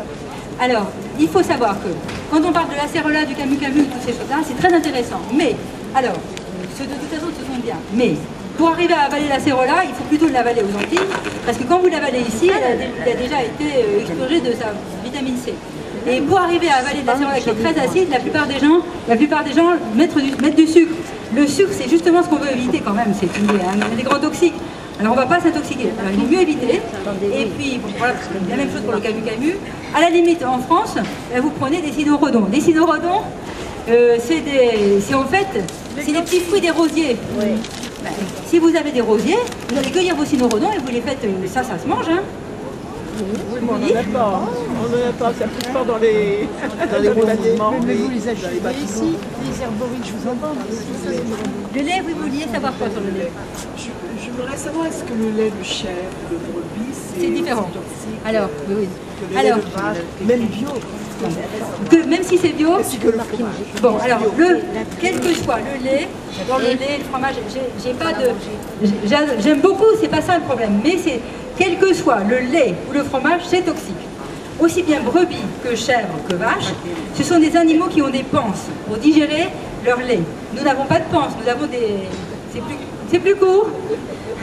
On n'a pas les mêmes tripes, je dirais. Donc si vous voulez, on n'aura pas la même qualité de digestion et on ne peut pas les digérer en fait. Et dès la première dentition, on ne peut pas les digérer parce qu'on n'a plus la lactase pour digérer le lactose déjà. Et en plus, là, on aura des problèmes antigéniques parce que comme je vous ai expliqué, ça va favoriser la multiplication des champignons dans l'intestin. Ils vont faire des trous dans l'intestin, donc vous aurez tout un tas de protéines non digérées qui vont traverser la barrière intestinale, et alors là vous aurez toutes les réactions antigéniques du monde. C'est vraiment, vous savez, on sait que le diabète, les thyroïdies, enfin le Hashimoto, hein, les problèmes de thyroïde, les problèmes d'arthrose, les problèmes cardiaques, les problèmes de cancer, tout ça c'est lié au lait. Alors surtout évitons. Et comme je disais aussi pour les facteurs de croissance, alors les facteurs de croissance, un veau, un agneau ou un chevreau, ça grandit en 3 mois, 6 mois. Ça grandit très vite, c'est des animaux qui grandissent vite. Nous, merci beaucoup madame, nous grandissons en 20 ans. Alors on n'a pas les mêmes facteurs de croissance. Alors vraiment c'est dangereux parce que ces facteurs de croissance peuvent déclencher des cellules qui ne devraient pas bouger. C'est bien embêtant. C'est pareil pour le fromage. Alors si vous voulez, le tout c'est de savoir ce qu'on mange. Mais si on en mange de temps en temps, c'est pas grave, votre corps a le temps de se détoxifier, mais si vous en mangez même un petit bout tous les jours, c'est plus dangereux qu'un gros bout une fois par semaine. Voilà. Les yaourts, c'est pareil. Même chèvre et tout ça. Mais oui. Qu'est-ce que vous mangez finalement? Alors, non, des légumes. Alors, écoutez, moi je suis quelqu'un de tout à fait hédoniste, hein, je mange absolument de tout. Mais par contre, c'est une question de quantité. Quand je vois, moi c'est très simple. Dès que je commence à m'intoxiquer, je le vois tout de suite. J'ai mal partout, je commence à grossir, j'ai mal à la tête et je repars. Alors, surveillez votre corps. Quand vous voyez que vous avez des signes comme ça, vous ne vous sentez pas très bien, et bien à ce moment-là, vous faites très attention à votre nourriture. Et vous mangez des légumes, un petit peu de volaille, vous prenez des tisanes régulièrement, et voilà. D'accord? De temps en temps, si vous faites la fête, ce n'est pas grave, mais attention. On ne fait pas de dessert, pas de... Non, il faut éviter. Et les fruits non plus, c'est pas vous. Les fruits à 4 heures. Oui, pardon. À 4 heures. Pardon, les yeux. Alors, les yaourts de soja. Vous pouvez prendre les yaourts de soja, au moins il n'y a pas de lactose dedans, et on n'aura pas le même problème qu'avec les laitages. Mais par contre, non, c'est pareil, c'est toute une question de quantité. Si vous mangez tous les jours des yaourts de soja ou du soja, alors il faut savoir que dans les pays asiatiques, ils utilisent du soja à longueur de, toute leur vie, ça ne pose aucun problème. Parce qu'ils utilisent des tempeh, des choses comme ça, enfin des choses qui sont lacto-fermentées, extrêmement intéressantes. Alors n'hésitez pas à prendre ces choses-là, c'est très bien pour l'intestin, c'est très intéressant au niveau hormonal et tout ça. Mais nous, on prend quelque chose d'un peu différent, c'est on n'a pas tout à fait compris comment ça se mangeait. Alors, vous pouvez tout à fait en manger, mais si vous voulez, ça sera moins délétère que le lait, parce qu'il n'y a pas les facteurs de croissance, et il n'y a pas de lactose dedans. Mais néanmoins, il ne faut pas en manger tous les jours. Voilà. Changer les plaisirs, varier les plaisirs, ou varier les toxiques, comme vous voulez. Comment est-ce que vous gérez ça avec des enfants? Parce que tout ça, c'est super pour des adultes, mais la crudité pour un enfant de 2 ans et pas de lait. Alors, la crudité pour un enfant de 2 ans, c'est vous qui choisissez la nourriture que votre enfant va manger. Alors, oui, si. Alors, il y avait une émission extraordinaire sur, vous savez, Super Nanny. Elle expliquait bien aux gens, eh bien c'est la mère qui commande, c'est pas l'enfant. Alors, nous sommes tout à fait d'accord, quand on a un petit, c'est vous qui décidez de ce qu'il va manger. Et par rapport à ce que je vous ai dit, c'est tout à fait valide. Et enfin, je dois dire, moi qui suis très gourmande, qui peux manger n'importe quoi et tout ça, par contre, je n'ai jamais eu le moindre problème avec mes enfants parce que moi j'adore les légumes. Donc, j'aime tout en fait. Alors du coup, ils mangeaient des légumes aussi, ils adoraient les crudités dès tout petits, il n'y a eu aucun problème. Donc il faut simplement introduire les choses, si vous voulez. Vous donnez ça à manger, et puis il n'y a pas autre chose. On ne va pas faire un truc particulier pour l'enfant, et puis pour les parents, différents non. Tout le monde va manger des crudités, et puis je sais pas quoi, du poulet, et autre chose. Voyez. Pour les ados? Alors les ados, bon, pour les ados on a un petit problème, c'est qu'ils sont en opposition avec les parents. Alors là c'est un peu plus difficile. Mais pour les enfants c'est beaucoup plus facile. Alors je vous conseille de commencer avec les enfants, et vous aurez plus de facilité avec les ados. Et à un moment ou à un autre, les ados, s'ils ont été élevés petits à manger des légumes, ils remangeront des légumes. Ne vous inquiétez pas. Mais prenez votre mal en patience et donnez-leur ce que j'ai donné comme truc là. Et surtout du Bioflora, ça va les aider beaucoup. Bioflora et le Royal Po, ça va beaucoup les aider parce que ça va rééquilibrer leur flore. On leur donne aussi un petit peu de Biocéan, ça les équilibre. Les adolescents, il faut prendre son mal en patience et leur donner de quoi équilibrer. Du lait d'amande, tous ces laits de... Alors, les os d'amandes, des choses comme ça. Là, vous pouvez prendre ça. C'est intéressant. Vous pouvez prendre des amandes aussi. C'est bon aussi pour la santé, des noix, des amandes. Tout ça, ça contient des protéines de bonne qualité. Il n'y a pas de raison de se gêner. Oui, mais par contre, attention, quand vous prenez des laits qui ne sont pas des laits habituels, attention, il y a plein de sucre dedans. Regardez bien les étiquettes. Il en existe sans sucre et d'autres avec sucre. Donc, si vous voyez sirop de glucose, sirop de lait, sirop de machin, ou sirop d'agave, ou sirop de je sais pas quoi, à dégager. Prenez sans sirop. Je voudrais savoir pour les cernes sous les yeux. Alors les cernes, ça va être comme les poches, ça va aussi être la vitamine C. Et alors ça va vraiment, c'est une question de circulation. Et alors prenez bien votre vitamine C. Une chose aussi, pensez à marcher. Ça remet la circulation en route, c'est très très important. Donc, les 2 km pour aller faire les courses, c'est tout à fait une bonne idée. On va marcher. Les crudités, on dit que c'est irritant pour l'estomac. Alors, pour l'estomac, pour l'intestin. Alors, les crudités, c'est pas irritant. Il faut savoir, les crudités, si vous voulez, c'est des choses qui vont vous aider à digérer. Les crudités contiennent des enzymes vivantes. Vous, si vous êtes un peu, disons, fatigué, affaibli ou n'importe quoi, vos enzymes, vous ne savez plus trop les synthétiser. Donc les crudités, c'est un apport d'enzymes qui vont vous aider à digérer n'importe quoi. Ça va vous aider à digérer les gras, les sucres et les protéines. Alors, ça c'est très intéressant. Mais évidemment, si vous n'êtes pas habitué à manger des crudités, et que et en plus si vous avez mal à l'estomac, au début, allez-y doucement, augmentez progressivement les doses, et puis mangez-les au milieu du repas, et tout se passera bien. Voilà. Mais les crudités, c'est très très sain, au contraire. Les crudités, c'est la vie. Mangez bien je n'ai pas parlé des graines germées. Les graines germées, c'est des grands détoxicants. C'est absolument extraordinaire, mais bon. Mais mangez-les dans la salade. Et puis, il faut en prendre. Alors, les graines germées. Si vous n'avez jamais mangé de graines germées, il faut en prendre très peu. Sinon, évidemment, vous allez tout ballonner. Vous en prenez un petit peu, une pincée dans la salade. Et puis, vous mettez ça, et ça sera très bon. Là, c'est bon, et vous tolérez. Mais tout est une question de crescendo. Tout ce qu'on a dit là, oui. S'il vous plaît, pour nettoyer l'estomac, la question de l'estomac. Alors, la question de l'estomac. Alors, l'estomac, c'est... Oh mince, oh non. Je vais le remettre, c'est juste pour un monsieur. Excusez-moi. Alors, l'estomac, c'est un organe très fragile, qui est très vite irrité. Alors, déjà, première chose pour nettoyer ou régénérer l'estomac, il faut mâcher. Parce que si vous ne mâchez pas, vous allez le fatiguer. Tout ce que vous n'aurez pas fait là, vous ferez là. Alors, en plus, dans un premier temps, pour nettoyer l'estomac, alors bon, il y a bien entendu les grands nettoyages indiens, on fait vomir les gens et tout ça, c'est très bien, mais c'est un peu difficile. Oui, le panchakarma, absolument. Merci. Et donc, mais bon, pour l'instant, je ne peux pas vous dire de faire ça parce que c'est pas facile de le faire tout seul. Alors, ce que vous faites, c'est que déjà, la première chose, c'est d'éviter de fatiguer l'estomac. Donc, mâchez, et puis, prenez votre temps pour manger, respirez en mangeant. Ça, c'est le b.a.-ba, n'est-ce pas? Et surtout, pendant plusieurs jours, si vous avez mal à l'estomac, évitez de manger des protéines le soir, surtout des protéines animales. Vous ne mangez pas de viande du tout le soir. Ça, alors là, enfin, si vous avez mal à l'estomac, il y a des gens qui ont des capacités digestives impressionnantes, ils font ce qu'ils veulent. Mais quand on est en fatigue de ce côté-là, on ne mange pas du tout de protéines le soir. Si en plus, vous êtes vraiment très mal, vous pouvez même aller jusqu'à jeûner le soir. Vous ne mangez rien. Vous ne mangez pas. Sinon, vous mangez des légumes. Mais alors, dans un premier temps, vous les mangez un petit peu cuits, de manière à ne pas trop irriter l'estomac. Et ne buvez pas en mangeant. Quand vous buvez en mangeant, j'ai oublié de vous le dire, ça va aggraver les problèmes de digestion au niveau de l'estomac parce qu'on dilue trop les enzymes digestives.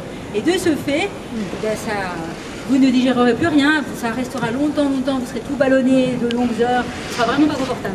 Que pensez-vous du sirop d'agave? Alors le sirop d'agave, c'est un sucre. C'est délicieux, mais c'est un sucre. Ah, c'est malgré tout, c'est oui. comme la stevia. Alors la stevia, c'est un petit peu différent, c'est pas la même chose. Alors, il faut savoir, la dame me demande ce que je pense du sirop d'agave et de la stevia. Alors le sirop d'agave, c'est délicieux. Bon, mais la stevia, c'est pas bon.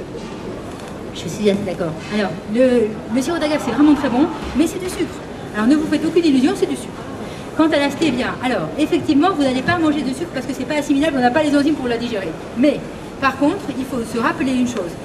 Dès que votre cerveau a emmagasiné l'information « je mange du sucre », il va agir au niveau du pancréas qui va sécréter de l'insuline. Donc on aura quand même une sécrétion d'insuline. Alors, une chose, mangez si vous voulez de la stevia, si vous aimez ça, pourquoi pas. Sinon, vous mangerez du sucre, du vrai sucre, roux, admettons. Mais c'est pas bon du tout, hein. Le sucre c'est du sucre, faut pas se leurrer. Et sinon, ne prenez jamais de faux sucres, de fausses graisses, de faux machins. Tous les faux, c'est des faux, c'est pas bon. Les allégés aussi. Les allégés, c'est pas bon, les faux sucres, c'est pas bon. C'est très dangereux. Tous ces produits sont des produits qui sont pro-inflammatoires. Et les inflammations, n'oubliez pas que ça conduit aux maladies cardiovasculaires et aux maladies de multiplication cellulaire, le cancer et aux maladies auto-immunes. Alors il faut quand même savoir ce qu'on mange. Ne prenez pas de faux trucs. Si vous avez envie de manger un gâteau, vous mangez un gâteau. Et puis on n'en parle plus. Pas de sucre. Le miel, c'est aussi un sucre. On ne peut pas le cuire, le miel. Si vous avez envie de manger du sucre, vous pourrez manger du miel si vous voulez. Il ne faut pas se leurrer. Le miel, c'est du sucre. Excusez-moi. Le sirop d'agave, c'est du sucre. Pour le sucre, couper l'envie du sucre. Je suis là. Pardon, excusez-moi. Couper l'envie du sucre, on nous parle des ampoules de chrome. Qu'est-ce que Alors, vous en pensez? au niveau, là, ce que je vous ai donné, ça va jouer. Ce que je vous ai donné pour le sucre, ça va jouer. Qu'est-ce que je vous ai donné? Je vous ai donné du romarin, du thym. Bon, dans les ampoules, je vous ai donné du romarin, par exemple, et du curcuma. Et il faut savoir que ce sont des antiseptiques intestinaux. comme par hasard, il peut détruire un mycose intestinal. Et si on a envie de manger du sucre, c'est parce qu'on a une mycose intestinale qui nous incite à manger du sucre. Parce que les champignons sécrètent des toxines qui nous donnent envie de manger du sucre. Alors on obéit vraiment à ce pauvre champignon. C'est quand même un peu... On est censé être des êtres intelligents et on obéit à un champignon. Et comment supprimer ces champignons, justement? Comment supprimer ces champignons? Grâce, justement, par exemple, au romarin, qui est un antiseptique qui tue le champignon. On peut pas à cette saison, ça va être le romarin éteint. Pendant l'été, ça va être l'origan ou des choses comme ça, si vous voulez. On va changer. Mais toutes ces choses-là tuent les champignons. Et pourquoi je vous ai donné une flore intestinale? Pour rééquilibrer votre flore, pour que vous n'ayez pas autant envie de manger de sucre. Oui, mais alors les personnes qui ont le côlon irritable et les ballonnements.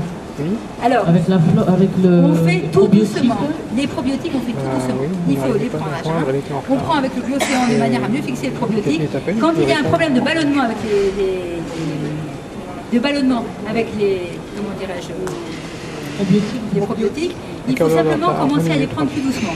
Et puis commencer à manger. Vous m'avez demandé tout à l'heure pour les enfants s'ils mangeaient comme prédité. Là, à cette saison, il y a quelque chose qui est très bien, c'est la chicorée, enfin l'endive. L'endive permet de régénérer, de nourrir la flore intestinale.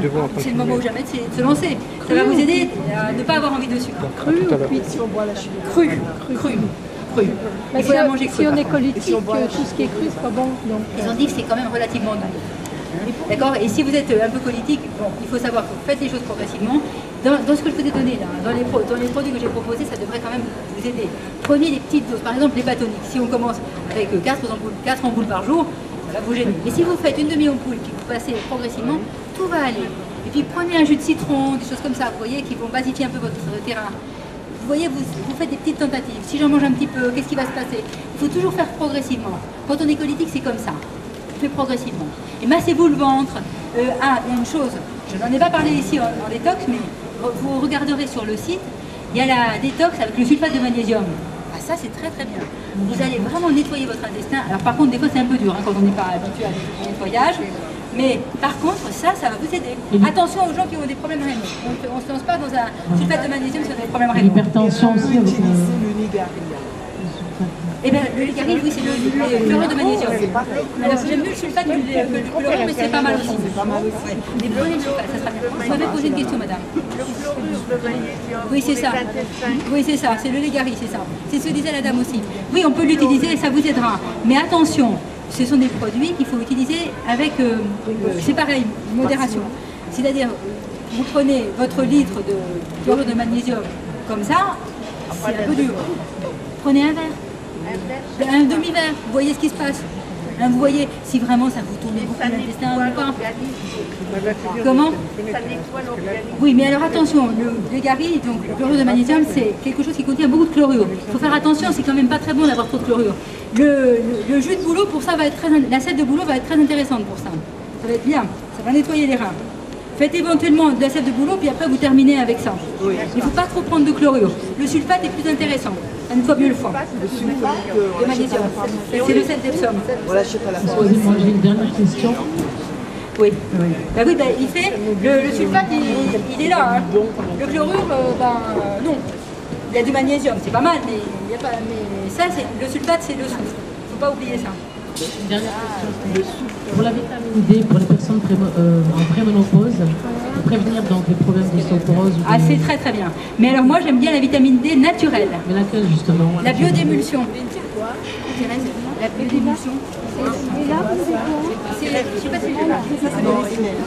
La vitamine D, oui, c'est très intéressant. Et en plus, la vitamine D est un anti-inflammatoire. Comment on l'appelle? La bio? Bien sûr, on peut les manger. Biodémulsion chez Energetica. Démulsion. Et qu'est-ce qu'on mange? D'énergie. On devrait marquer, vous savez, est-ce qu'on a le numéro de téléphone des laboratoires ici? Alors voyons voir, ceux qui n'ont pas internet, vous me le marquerez. Sinon les autres, vous pouvez aller sur le site, c'est marqué sur le site, les adresses des produits. D'accord? Vous avez internet? Oui, oui. Bon, ça va. Quel est le site? Le site, c'est ça. C'est ça le site. Le site? Ah oui, c'est ça. C'est ça. Je ne sais jamais parce qu'il faut demander à internet, moi je ne connais pas. Manger le matin, alors finalement. Alors, je varie les plaisirs. Alors, le matin, par exemple, un jour je prends du thym, des choses comme ça. Le monsieur me demandait des œufs. Je peux manger des œufs des fois le matin, mais pas tout le temps. Si vous mangez, bon, par exemple, le monsieur m'a demandé si on pouvait manger des œufs. Bien sûr, les œufs, c'est très intéressant, c'est du soufre. J'en avais pas parlé en parlant du soufre, mais c'est du soufre. Les œufs, mais alors par contre, ne mangez pas des œufs hyper cuits. Tout ce que vous avez faire beaucoup cuire est beaucoup plus difficile à digérer. Donc, protégez votre estomac. Tout à l'heure, on disait pour les souffrants d'estomac. Si vous voulez manger des œufs, vous les mangez à la coque. D'accord? Et les œufs, c'est de la lécithine. Donc, ça va solubiliser les corps gras. Ce n'est pas un corps gras, c'est de la lécithine. Donc, un solubilisant qui va permettre de mélanger un corps gras et un corps aqueux. Pourquoi est-ce qu'on met un œuf dans la mayonnaise? Pour mélanger un corps gras avec de l'eau. Voilà. Donc, c'est pour ça. Non, c'est pas du tout un problème pour le cholestérol, les œufs. Par semaine. Par semaine, vous pouvez y aller, hein. Écoutez, je vais vous dire, moi si je vous dis de manger un par jour, ça sera même pas dangereux. C'est vrai, hein, c'est pas un... Et alors, vu que tu as un bébé, il y a quoi d'autre? Alors, mais un jour, je vais manger. Alors, si vous n'avez pas trop de problèmes de poids et de sucre, vous pouvez éventuellement manger des crêpes de sarrasin. Vous pouvez manger, bon, si vous n'avez pas trop de problèmes de gluten, vous pouvez envisager de manger un morceau de pain de bonne qualité, de camut ou d'épeautre, des choses comme ça, avec du beurre dessus. On peut manger du beurre, hein. Je précise que le beurre, c'est pas mal. Alors, le beurre, alors, écoutez, moi je pense que nous avons... Non, c'est le beurre, c'est clarifié, c'est une culture. Bon, quand on fait de l'ayurveda, c'est tout à fait intéressant, mais puis ça, on n'a pas les protéines, c'est vrai. Mais il faut savoir que le beurre, tel que nous l'avons chez nous, est intéressant parce qu'il y a beaucoup, pas de beurre allégé, hein, il y a beaucoup de vitamines dans le beurre. Prenez-les avec la vitamine, hein. Moi c'est pour ça que je vais vous dire, prenez un beurre de bonne qualité bio, si possible cru. parce que s'il est clarifié, Est-ce qu'il est clarifié? On chauffe. Oui, c'est vrai. Oui, il faut juste faire ça. Mais enfin, en gros, je dirais... on enlève le lait. Oui, je sais qu'on enlève une partie de ce qui est au-dessus. Mais moi, je dirais, vous savez, Oui, et après je prendrai le beurre n'est pas un problème en soi. Voilà. Ce qui est un problème, c'est quand les gens mangent des faux beurres. Ça c'est bien plus embêtant. Et le beurre, par contre, si vous voulez manger du beurre, mangez pas de beurre à tous les repas. Le beurre, ça doit être le matin. Si jamais, pendant l'été, c'est plus facile de manger, par exemple, des crudités le matin au petit déjeuner, avec une protéine quelconque ou des choses comme ça, c'est pas mal. Mais tout le monde ne peut pas manger ça en hiver, parce que beaucoup de gens disent qu'ils ont du mal. Mais par contre, éviter de manger tous les jours, par exemple, un café avec un croissant, ça est à éviter soigneusement. On n'a pas dit que c'était pas possible. Mais on a dit que tous les jours c'était très mauvais. Des croissants bio. Alors les croissants bio, faites attention parce que j'ai vu souvent chez les croissants bio, c'était pas avec du beurre, c'était avec des huiles. Alors un croissant à l'huile, non seulement c'est dégueulasse, mais en plus c'est des huiles hydrogénées. Alors c'est au beurre. Un croissant ça se prend au beurre. Oui, et la tarte au beurre sinon rien du tout. Les barquettes de Vitatel. Mais non, prenez des huiles, prenez du beurre, mais ne prenez pas des choses dénaturées. Tous ces trucs-là, c'est des choses qui ont été chauffées. Voilà, vous me mettrez. Je sais, attendez, là on va éclaircir la situation. Ce qui est vendu en bio n'est pas forcément bon pour la santé. Vous avez des tas de trucs sucrés en bio. C'est simplement parce qu'il n'y a pas de pesticides dedans. Alors, c'est la seule différence. Alors, c'est déjà colossal. Non, si vous voulez. Par contre, prenez des choses de bonne qualité. Excusez-moi. Enfin, nous avons, depuis la nuit des temps, nous avons vécu avec des aliments de bonne qualité, qui n'étaient pas pesticidés. Prenez ces aliments-là. Bon, bien entendu, il faut faire attention parce que dans notre civilisation, il y a beaucoup trop de sucre et beaucoup trop de sel. On est embêté à cause de ça. Mais sinon, déjà, si vous faites attention à manger tous les jours des légumes, que vous faites le marché et tout ça, déjà, c'est déjà un progrès important par rapport à des gens qui mangent que des plats préparés. Alors, les plats préparés, évidemment, je vais vous dire que... Je ne vais pas vous dire que c'est une fois de temps en temps parce que j'en mange jamais. Parce que ça c'est vrai. Autant je suis capable de manger du chocolat, mais des plats préparés, pas du tout. Je trouve que c'est mauvais et donc je ne fais pas ça. Au sujet de vous avez vu tout à l'heure que il y avait des pesticides et tout ça. En bio. Il y a des vins bio. Il y a des vins bio et il y a même des vins qui ne sont pas sulfatés. Oui. Est-ce qu'on ne peut pas avoir alors, écoutez, si vous voulez boire du vin, parce que effectivement, je comprends très bien. Alors, de temps en temps, mais c'est jamais tous les jours. Parce que ça, c'est le problème. De tous les jours, non. Ça doit être exceptionnel. On fait la fête, c'est normal de faire la fête. En plus, mince, vous avez bien le droit de vous oxyder un petit peu de temps en temps, zut. Et pourquoi pas. Mais par contre, faire la fête, c'est quelque chose de positif aussi. Et puis si vous êtes en train, vous faites la fête avec des amis, avec votre famille, vous êtes content et tout ça, bon, ben, pourquoi pas, vous allez beaucoup mieux digérer les choses. Si par contre vous êtes déjà tout intoxiqué, vous n'allez pas bien et tout ça, et que vous devenez boulimique ou parce que vous êtes désœuvré, angoissé ou n'importe quoi, ça va pas du tout. Vous voyez? Donc il y a toujours des choses différentes. Faire la fête, c'est faire la fête. Voilà. Mais il ne faut pas la fête tous les jours. Une vie de patachon, c'est pas faire la fête. Mais à la question de la dame sur les vins bio, c'est pour ça que je me dis, bien sûr, bien sûr qu'il faut mieux boire des vins bio, qui ne sont pas pesticides, ni sulfatés. Non sulfatés. Voilà. Mais pas pour mais au niveau de l'eau, on a toujours l'eau en bouteille en plastique, l'eau du robinet qui est pas. Alors on est très embêté avec l'eau. Alors, oui, je sais. Alors on est bien embêté avec l'eau, ça c'est vrai. L'eau du robinet. Alors, on ne sait pas trop ce qu'il y a comme produit dedans. On est bien ennuyé avec ça. On sait très bien, quand on nous dit que l'eau est absolument parfaite, il suffit de sentir l'odeur de l'eau pour se convaincre du contraire. Quand vous sentez les nitrosamines, parce qu'ils ont mis de l'eau de javel et puis des chlorures, de l'eau de javel et puis des tas de trucs qui sont pas, et que ça s'est mal passé, on sait très bien qu'on boit quelque chose de très bizarre. L'eau en bouteille, on a un autre problème, c'est que l'eau en bouteille, ça veut dire que c'est dans le plastique. Alors, pour les eaux en bouteille, la première chose, des eaux qui sont le moins minéralisées possible. Ça, c'est très important quand vous devez les choisir. Maintenant, parce que vous allez mieux éliminer, votre rein on va faciliter le travail du rein, ça sera beaucoup plus facile. D'accord? La résistivité est moindre, enfin bon, bref, je ne vous fais pas le cours, mais c'est vraiment important. Vous allez essayer de trouver des eaux en bouteille de verre. Évidemment, tout le monde ne peut pas porter des bouteilles de verre, ça pèse une demi-tonne. Je sais. J'ai expérimenté. Alors, oui, c'est cher, mais il faudrait pouvoir les recycler, ce serait bien ça. Alors, il y a ça. Alors, vous prenez des eaux type Montroucourt, etc., et tout ça, qui sont des eaux qui sont peu minéralisées. Et puis, il faut savoir que l'eau du robinet, maintenant, il y a beaucoup de robinets, enfin, beaucoup de tuyaux en plastique. Donc, on a de toute façon le problème du plastique où qu'on se trouve. Alors, quitte à choisir, moi j'aime mieux boire une eau minérale qui a bon goût, qui est peu minéralisée, plutôt qu'une eau infâme au robinet qui a un goût d'eau de javel dégueulasse, une odeur absolument à tuer les bouches, et qui est de toute façon trimballée dans des tuyaux en plastique, et peut-être dans des tuyaux en plomb quand on a de la chance à Paris, dans un vieil immeuble. Donc voilà, mais on est embêté, c'est vrai. Alors maintenant, il y a moi ce que j'aime bien, c'est qu'il y a des appareils qui font des électrolyses de l'eau, l'eau Kangen par exemple, c'est très bien. Et c'est vrai, c'est vraiment pas mal du tout. Et ça, on fera un truc sur l'eau, parce que l'eau, c'est 10 heures de conférence. Et le vinaigre, ça va tourner. Filtre Vitra. Oui, Vitra. Vitra, oui. Si ça regarde, alors le filtre, toujours le problème, et si le filtre relargue ce qu'il a dedans. Parce que le problème, c'est que les gens achètent un filtre et puis ils ne le changent pas. Alors du coup, on le change 5 mois trop tard. Tous les 15 jours, ça va? Non, il y a Doulton qui est bien.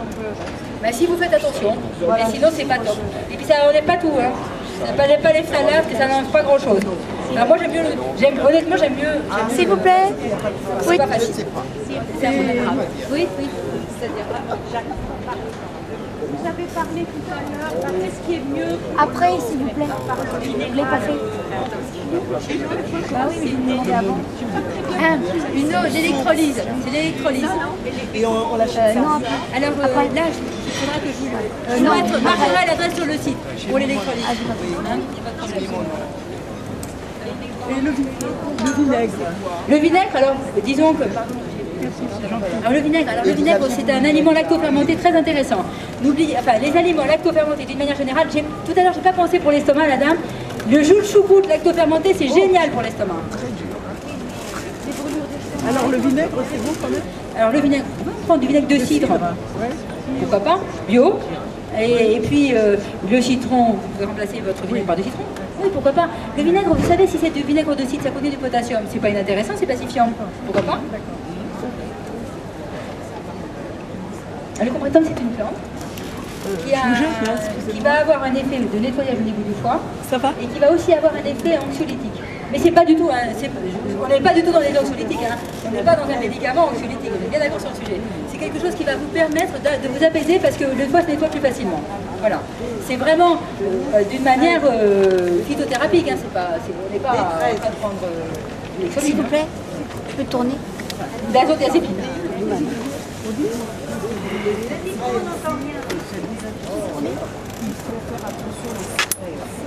Alors, bien entendu, alors je n'ai pas parlé du stress, la dame évoque le stress.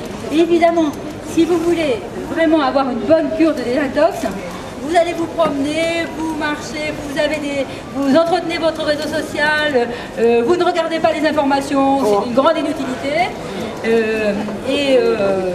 Vous ne regardez pas tous les petits messages qu'on vous envoie 25 fois par jour sur Internet ou sur votre SMS. Et puis, vous souriez aux autres. Voilà, vous vivez. Mais le stress est effectivement une grande cause d'oxydation cellulaire. C'est très embêtant, c'est la plus grosse cause. Alors, comme on ne peut pas faire grand-chose sur le stress, enfin, on peut faire quand même, vous essayez de méditer, de prier, faire toutes ces choses-là qui ont été faites depuis la nuit des temps pour faire ça. Mais sinon, vous améliorez votre alimentation parce que déjà, au moins, on peut jouer sur l'alimentation plus facilement que sur le stress. Vous êtes embêté par quelqu'un dans votre entourage, vous avez accès au bureau, vous ne pouvez pas faire grand-chose. Mais vous pouvez toujours mieux manger. Hein? Vous faites comme vous pouvez. Voilà.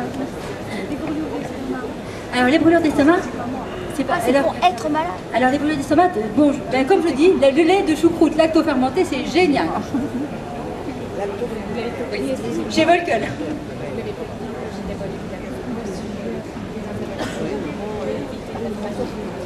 Alors, les inflammations, d'ailleurs, vous allez vous nettoyer avec les produits là, les pathologies, et vous allez prendre des huiles végétales, du resveratrol, puisque le resveratrol, enfin le resveratrol est un anti-inflammatoire extrêmement puissant. Donc ça, il faut prendre ça. Et le SAS, parce que si vous voulez, vous allez passer la phase inflammatoire. Ça, c'est très inflammatoire. Il faut absolument avoir un antioxydant qui ne peut pas dépasser ça. Le SAS, oui. Non. Oui. Mais non, mais vous avez... Je peux vous laisser vous asseoir, excusez-moi. Tu t'en vas? Non, mais je me... Ah, d'accord.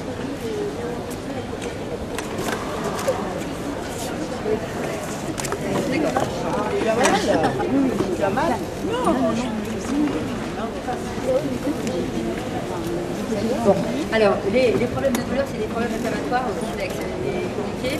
Écoutez, là, tout ce que j'ai dit est vraiment valide là-dessus parce que ça vous fera du bien. Et c'est pas suffisant. Donc ça, éventuellement, demandez à Thérèse si vous avez mon adresse, tout ça. Ah, ben, je consulte. Parce que dans un cas... À Paris? Oui.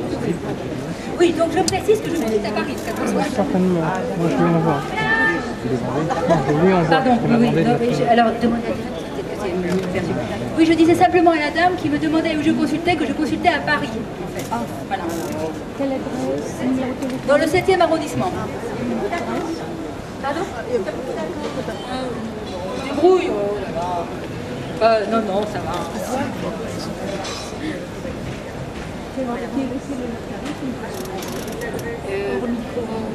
On voit avec Thérèse. Juste pour terminer sur les inflammations, il y a des aliments qui sont anti-inflammatoires aussi qui peuvent être préconisés. Alors, le brocoli, oui, tout à fait. Non, tous les aliments que vous n'étiez pas là. Bon. Alors, si vous voulez, prenez déjà les ampoules là, que vous donnez parce qu'il y a beaucoup d'anti-inflammatoires. Là, c'est vraiment très bien. Mais en fait, j'ai le micro. Il faut manger beaucoup de légumes. Très important. Voilà, d'accord. Le micro. Mélangez beaucoup les légumes. Pardon, excusez-moi. Il faut mélanger beaucoup et puis manger beaucoup de crudités, ne pas manger.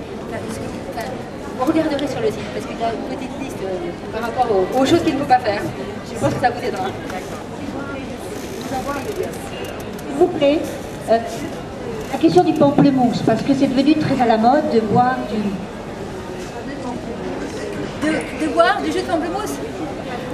Pamplemousse, l'extrait de pamplemousse. Ah, ça n'a rien à voir, c'est pas pareil du tout. L'extrait de pamplemousse qui est d'extrait de pépins de pamplemousse qui est très très bien, c'est un antifongique qui marche d'ailleurs très bien pour les champignons, pour les mycoses intestinales. Mais ça n'a strictement rien à voir avec le pamplemousse, la chair, qui est un antioxydant. C'est pas pareil. Ils vont avoir, on peut prendre les deux, hein, c'est bien, les deux sont très bien, mais c'est pas la même chose. Il y en a un qui tue les germes et l'autre qui va avoir une action antioxydante. Alors, je ne me suis pas étendue sur le jus de grenade, sur le goji, sur toutes ces choses-là, parce que je sais que c'est très très à la mode, mais il faut toujours se rappeler d'une chose. Nous avons sur place toutes les plantes qu'il faut pour se traiter. Et donc, les plantes qui sont exotiques sont très intéressantes, mais elles sont mieux pour les gens qui vivent sur le même terroir. Au niveau énergétique, si vous voulez, c'est pas pour ça qu'on peut s'en priver. Moi, il m'arrive de proposer des plantes exotiques. Mais il faut savoir, le romarin est plus efficace pour ça que le jus de grenade. Et en plus, le jus de grenade, c'est hyper sucré. Alors là, c'est la grenade fermentée, d'accord. D'accord, mais pas le jus de grenade. C'est comme si vous buviez du jus de grenadine. Vous imaginez le sucre de ce truc? C'est tout simplement impossible. Alors non, le goji c'est pareil. On a des raisins, on n'a qu'à manger des raisins secs. C'est pas pire. Et au moins on sait d'où ils viennent. Parce que le voyage fait que les produits qui viennent de Chine ont souvent une galénique incertaine. On ne sait pas très bien d'où ils viennent. Les contrôles de qualité ne sont pas toujours très bien. C'est pas pour tous les cas, hein. Il y a des gens qui font très bien leur boulot. Mais donc moi, elle me dit à la limite, j'ai qu'à aller manger du raisin dans le jardin, ce sera pareil. La maca. La maca, oui, c'est un navet péruvien. Alors la maca, beaucoup d'effets secondaires. Alors la maca, si vous voulez, qu'est-ce que je vous ai donné? De l'alchimie. Parce que l'alchimie est une plante progestérone-like qui est chez nous. Je ne vous ai pas donné la maca, qui est très intéressante, hein, mais c'est pareil. Pourquoi? Est-ce qu'on va aller dépeupler les Andins, qui ont un truc extraordinaire pour eux, alors que nous, on a un truc extraordinaire pour nous, et on ne va pas le prendre? Et en plus, écologiquement parlant, ça ne se défend pas. On ne va pas faire voyager la moitié du monde. Alors déjà, vous pouvez le prendre en tisane. Et puis, vous pouvez le prendre mais en gélule, en tisane. Vous pouvez le mettre dans vos aliments. N'oubliez pas de mettre, j'ai parlé du romarin et du thym parce que c'est des plantes de saison, mais rien ne vous empêche de manger du persil, de la coriandre, de la menthe, enfin tout ce que vous voulez. À cette saison, c'est un petit peu plus difficile, mais sinon, oui. Voilà.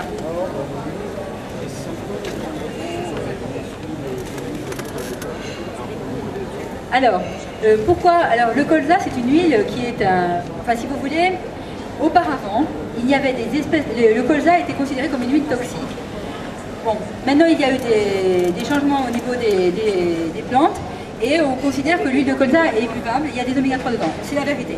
Bon, mais pourquoi est-ce qu'on va s'embêter à prendre de l'huile de colza alors qu'on a bu depuis la nuit des temps de l'huile de noix, de l'huile de chanvre et de l'huile de lin, si on les met dans des bonnes conditions de conservation, j'entends, hein, parce que ça sinon c'est dangereux, qui sont plus riches en oméga 3 que l'huile de colza.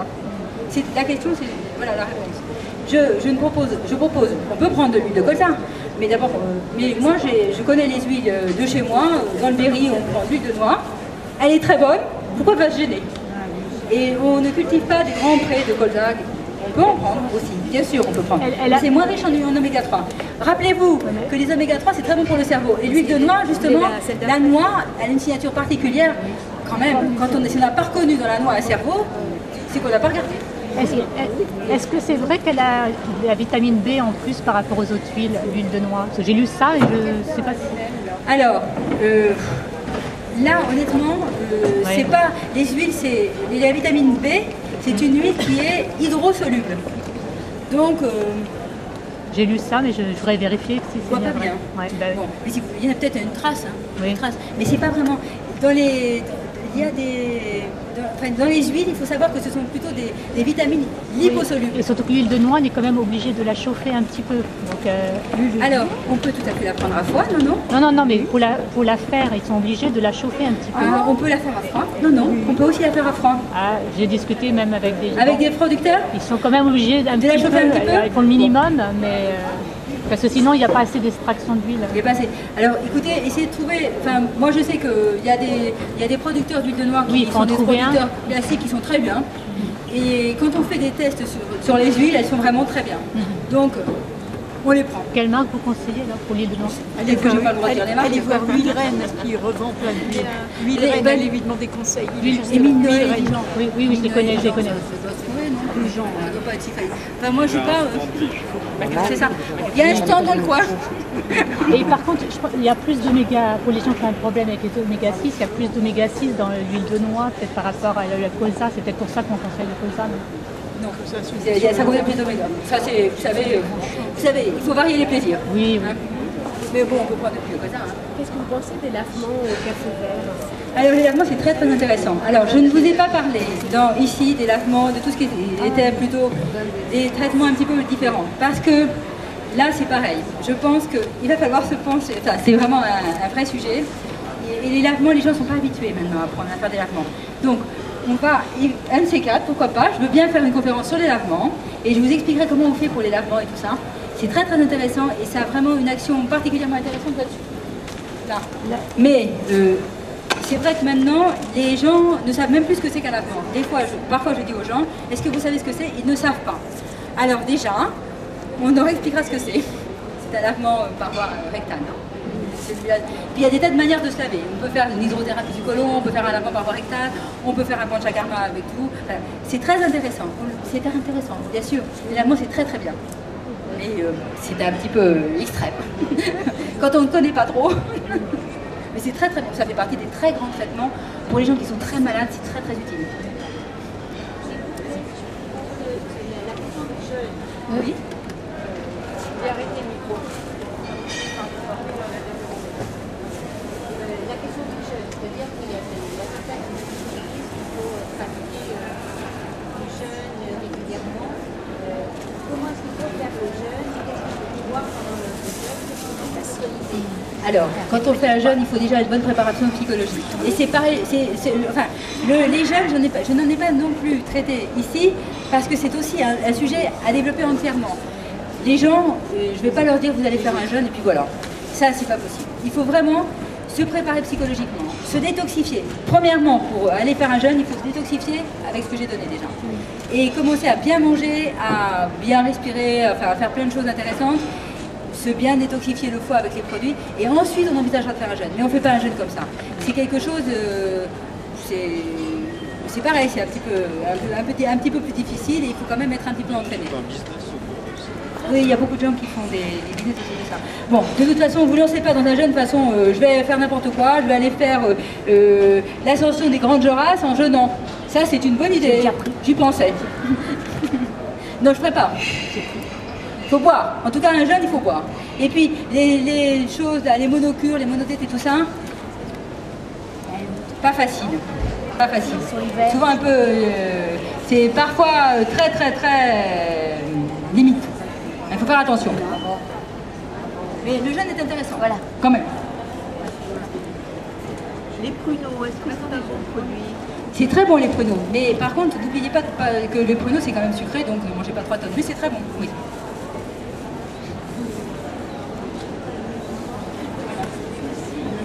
Est-ce que j'ai répondu à vos questions? Oui. Nettoyez votre foie. Ah oui, comment vous aviez dit à la première fois alors? Vous avez un site? Oui, j'ai donné mon site. Bon, on va vous envoyer, vous inquiétez pas. Et avec la façon de... Oui, vous inquiétez pas. C'était très bien votre On va conférence. tout mettre sur le site et ceux qui ont donné leur mail, on va vous dire quand ça va être mis sur le site. Merci. C'était charmante.